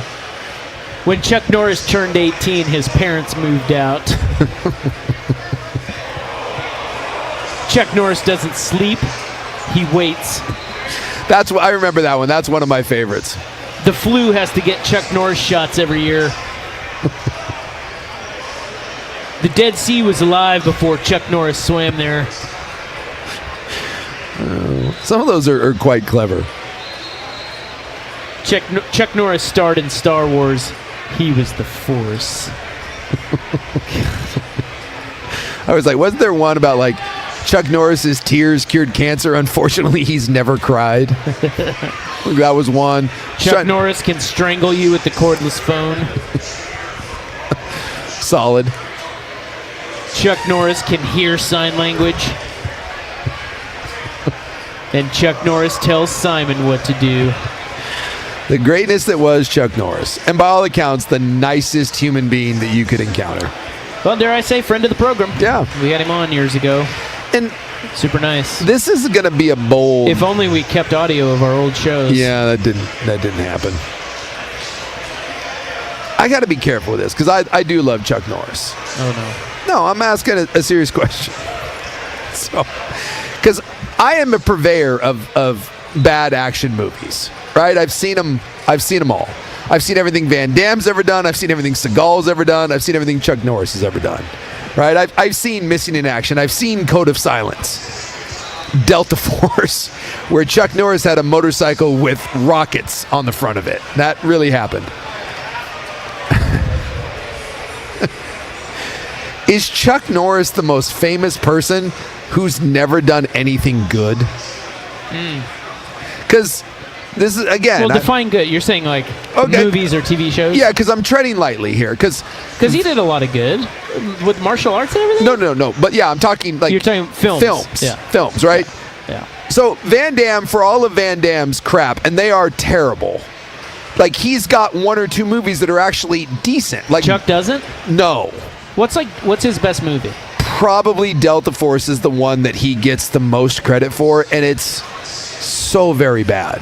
Like Seagal probably has the best of those. Seagal made 2 or 3 like really good action movies that made a bunch of money, like Under Siege, Marked for Death. Those are good films. Van Damme's got like Bloodsport was probably his most popular one. That again is a pretty good 80s action movie. Chuck, they're not good. I don't think he ever had a successful movie. Do you want to see the AI list? Yeah. The Chat GPT list? Yeah. They have, the classic answer is Nick Cage. Nick Cage? Yeah. Well, he's done a lot of bad stuff, but he also has done some good stuff. Like, he has an Oscar. He has an Oscar? Yeah. For what? Leaving Las Vegas. What? Doesn't he? Chuck Norris? Nick Cage. Oh, Nick, I'm sorry. Idiot. You confused I was like... Why is that confusing to you? No, I said Nick Cage.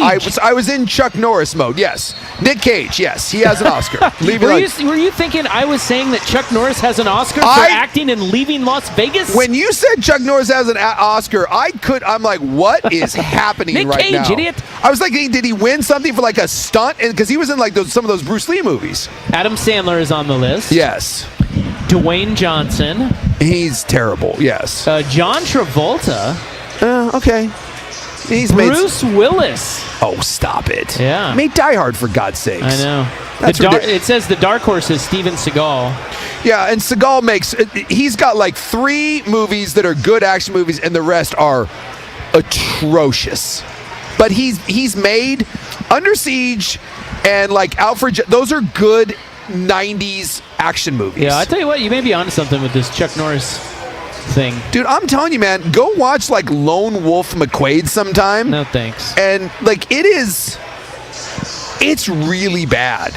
Like they're just bad action movies, but because it's Chuck and they're kind of, kitschy, and he's got like double Uzis, it's like you're like, all right, he's shooting rockets out of motorcycles. Like it's kind of fun in a cheesy sort of way, but they're bad like B movies. He never made like a real movie.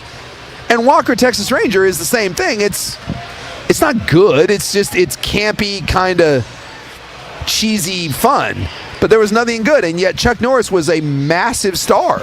And that's why I asked the question, is he the most famous person that's never really done anything that's good? I've been racking my brain. I can't think of another one. Because, the same thing, like Sandler, I get it, not good, but Sandler made objectionably really funny movies at the beginning. Billy Madison, Happy Gilmore, stood the test of time. Great. People loved him.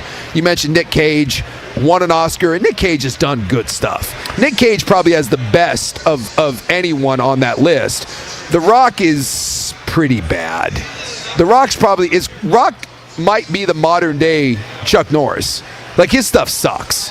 It's just all bad. So this is saying he made his most money from Walker Texas Ranger. Yes. And then his total gym endorsements. Yeah. Yeah. His film career comes in third. Yeah, because none of them were good. And his income. I've seen them. Trust me. If you ever want to sit down and watch something and giggle, watch a Chuck Norris movie. All right.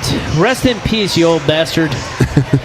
Chuck Norris, dead at the age of 86. If you bought a ranch, what animals would you want for the ranch to have? Oh. What animals would you want the ranch to come with? This is my dream. So I've got one. I've got a story from California for you.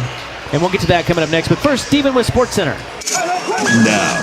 Now, from the George McCoy and Warren Allen Sports Desk, a SportsCenter update on the Fan Sports Network, 105.1 FM and 1080 AM. This update brought to you by Mountaintop Metal Roofing. No maintenance, energy efficient, fire resistant, and a lifetime warranty. Do it once, do it right. Visit mountaintopmetalroofing.com. First on the Fan, NCAA tournament is rolling along here. Big game today was Kentucky versus Santa Clara. It was the first game of the day, 7-10. And Kentucky survives thanks to an Otega Owe half-court shot at the buzzer to tie it, send it to overtime. Kentucky then won the game in overtime, 89-84. And now they will take on Iowa State, the 2 seed who beat Tennessee State. But bad news for Iowa State.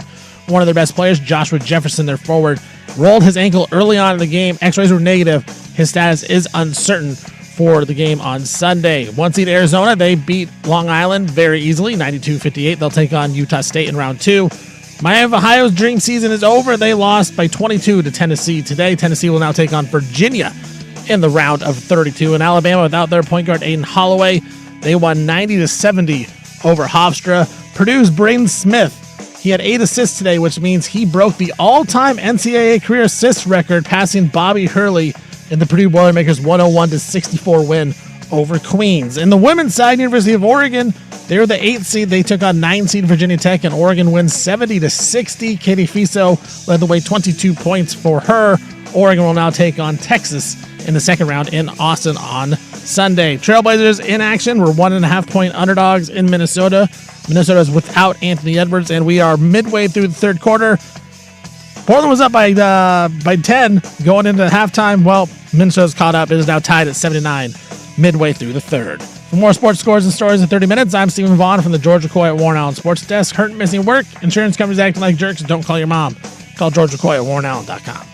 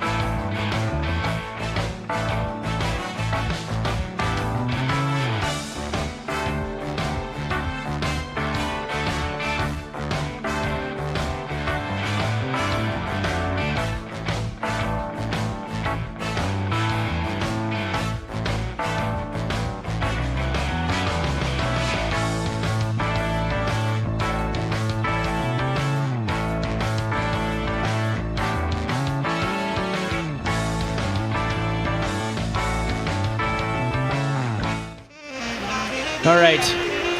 This will probably be your last story of the week, okay? Yeah. My little sports bunnies. I enjoy that one of our listeners, though, just stepped in it and immediately felt like an ass, and it was hilarious. Well, I feel like, he said,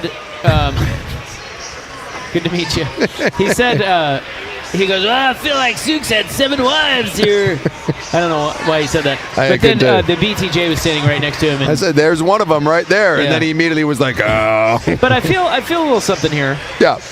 When that happened, I felt like the BTJ was going to go after him, and she did not. She did not go for the jugular. Well, I think she's afraid of being called out on the air. Her violence has been talked about multiple times, and she gets very nervous. She often yells at me and is like, oh, see now. She's like, why do you portray me like that? And I said, is there anything I've said? She's coming over here. Yeah. I think she's coming over here to beat you up. Yeah, and so she always is like, why do you portray me like that? And I said, that's not portray. Oh, she walked off. Yeah. I said, is there anything about that that's not true? And she does the Real Housewife thing. She goes, context. Context. She doesn't deny that she stabbed me with a cinnamon roll, but she says that I deserved it. Now, if we had a third headset here, would she have put it on? No. No. No. My wife wouldn't either. Zero chance. I've offered her the chance to come on here anytime to defend herself. She will not do it. Yeah, she doesn't need to. No. Because what would happen, unfortunately, well, I say be fortunate. Well, she knows it's a road game for her. Absolutely. Well, she would come on, put on the headset. She would start in, and she gets a little nervous, like the kind of the public speaking thing. So then I would start poking holes in her story. She would get flustered, and then on camera, she would punch me.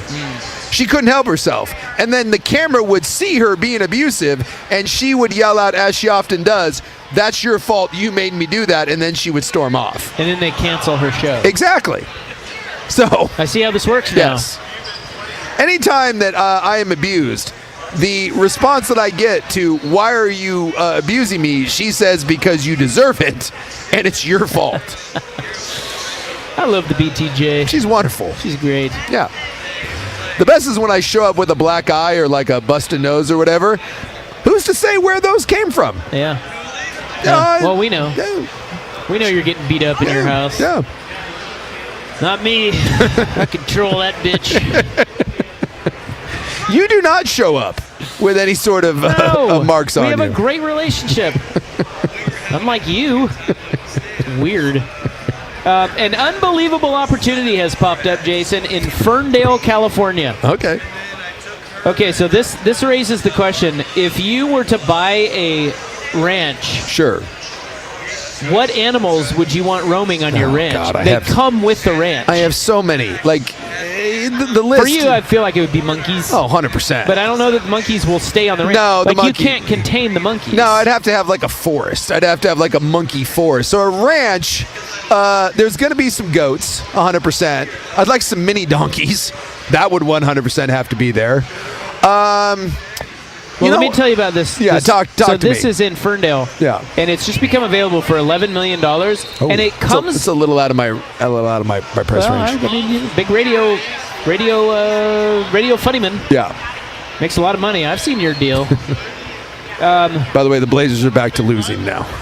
As I once said,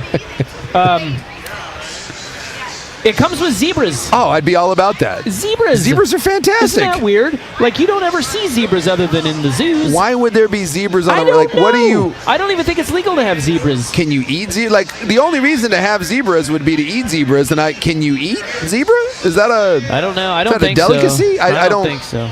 Zebras are pretty cool. You know, the zebras, we don't give the zebra enough credit. Yeah. Like, look at those things. Have you ever looked closely at a zebra? It's beautiful. It's unbelievable. Have you ever seen them, like, actually camouflaged against, like, the tall grass? It's amazing. So, like, it's funny because when you look at the zebra, you know, the evolutionary-wise, that's camouflage. But you're like, dude, you just look like a black and white striped thing. But when you see it against the background of their natural habitat, that's awesome. It like, nature camouflage is one of the most amazing things about animal evolution. The idea that the animal figured out through thousands of years, this is the best way to not get attacked. It's incredible. Yeah, I think the zebra maybe doesn't get enough respect because they're not like imposing horsies. Yeah. You know what I mean? Now, I also don't know is the zebra just like a striped horse, or is it like, does the zebra do other things that, like, can I ride a zebra? Can I saddle up and, like, I don't know. How does all that work? I've never encountered the zebra in the wild. A zebra is not just a striped horse. Zebras, horses, and donkeys all share common ancestors. They're distinctly different species Yeah, but with different behaviors. Zebras are wild and unpredictable, freaking zebras, and man. they're very aggressive. Oh, they are. Yeah. So the zebra gonna bite my ass? Yeah, they'll kick you. Check this out, though. Look at this photo. I don't know where that We got a break here. Let me see. Yeah, zebra. Like, yeah, that's isn't that cool? It's amazing Yeah, because it's- it doesn't. Their pattern doesn't seem like it would camouflage very well, but against like the scrub brush, like on the Sahara, it's incredible. Yeah. So $11 million and I get zebras. Apparently, zebras come with it. I don't know why, I don't know how much a zebra costs, but they do. And Well- I don't know if you factor that into the price or what. I would assume so. No clue. I kind of right. I kind of want this place now. Oh, by the way, a zebra, you're looking at about 15 G's. Yeah, they're pretty rare, aren't they? Yeah, I'm gonna steal one. yeah, that's expensive, Give me a man. zebra. Okay, we got to wrap this baby up. We'll do that next on the Fan.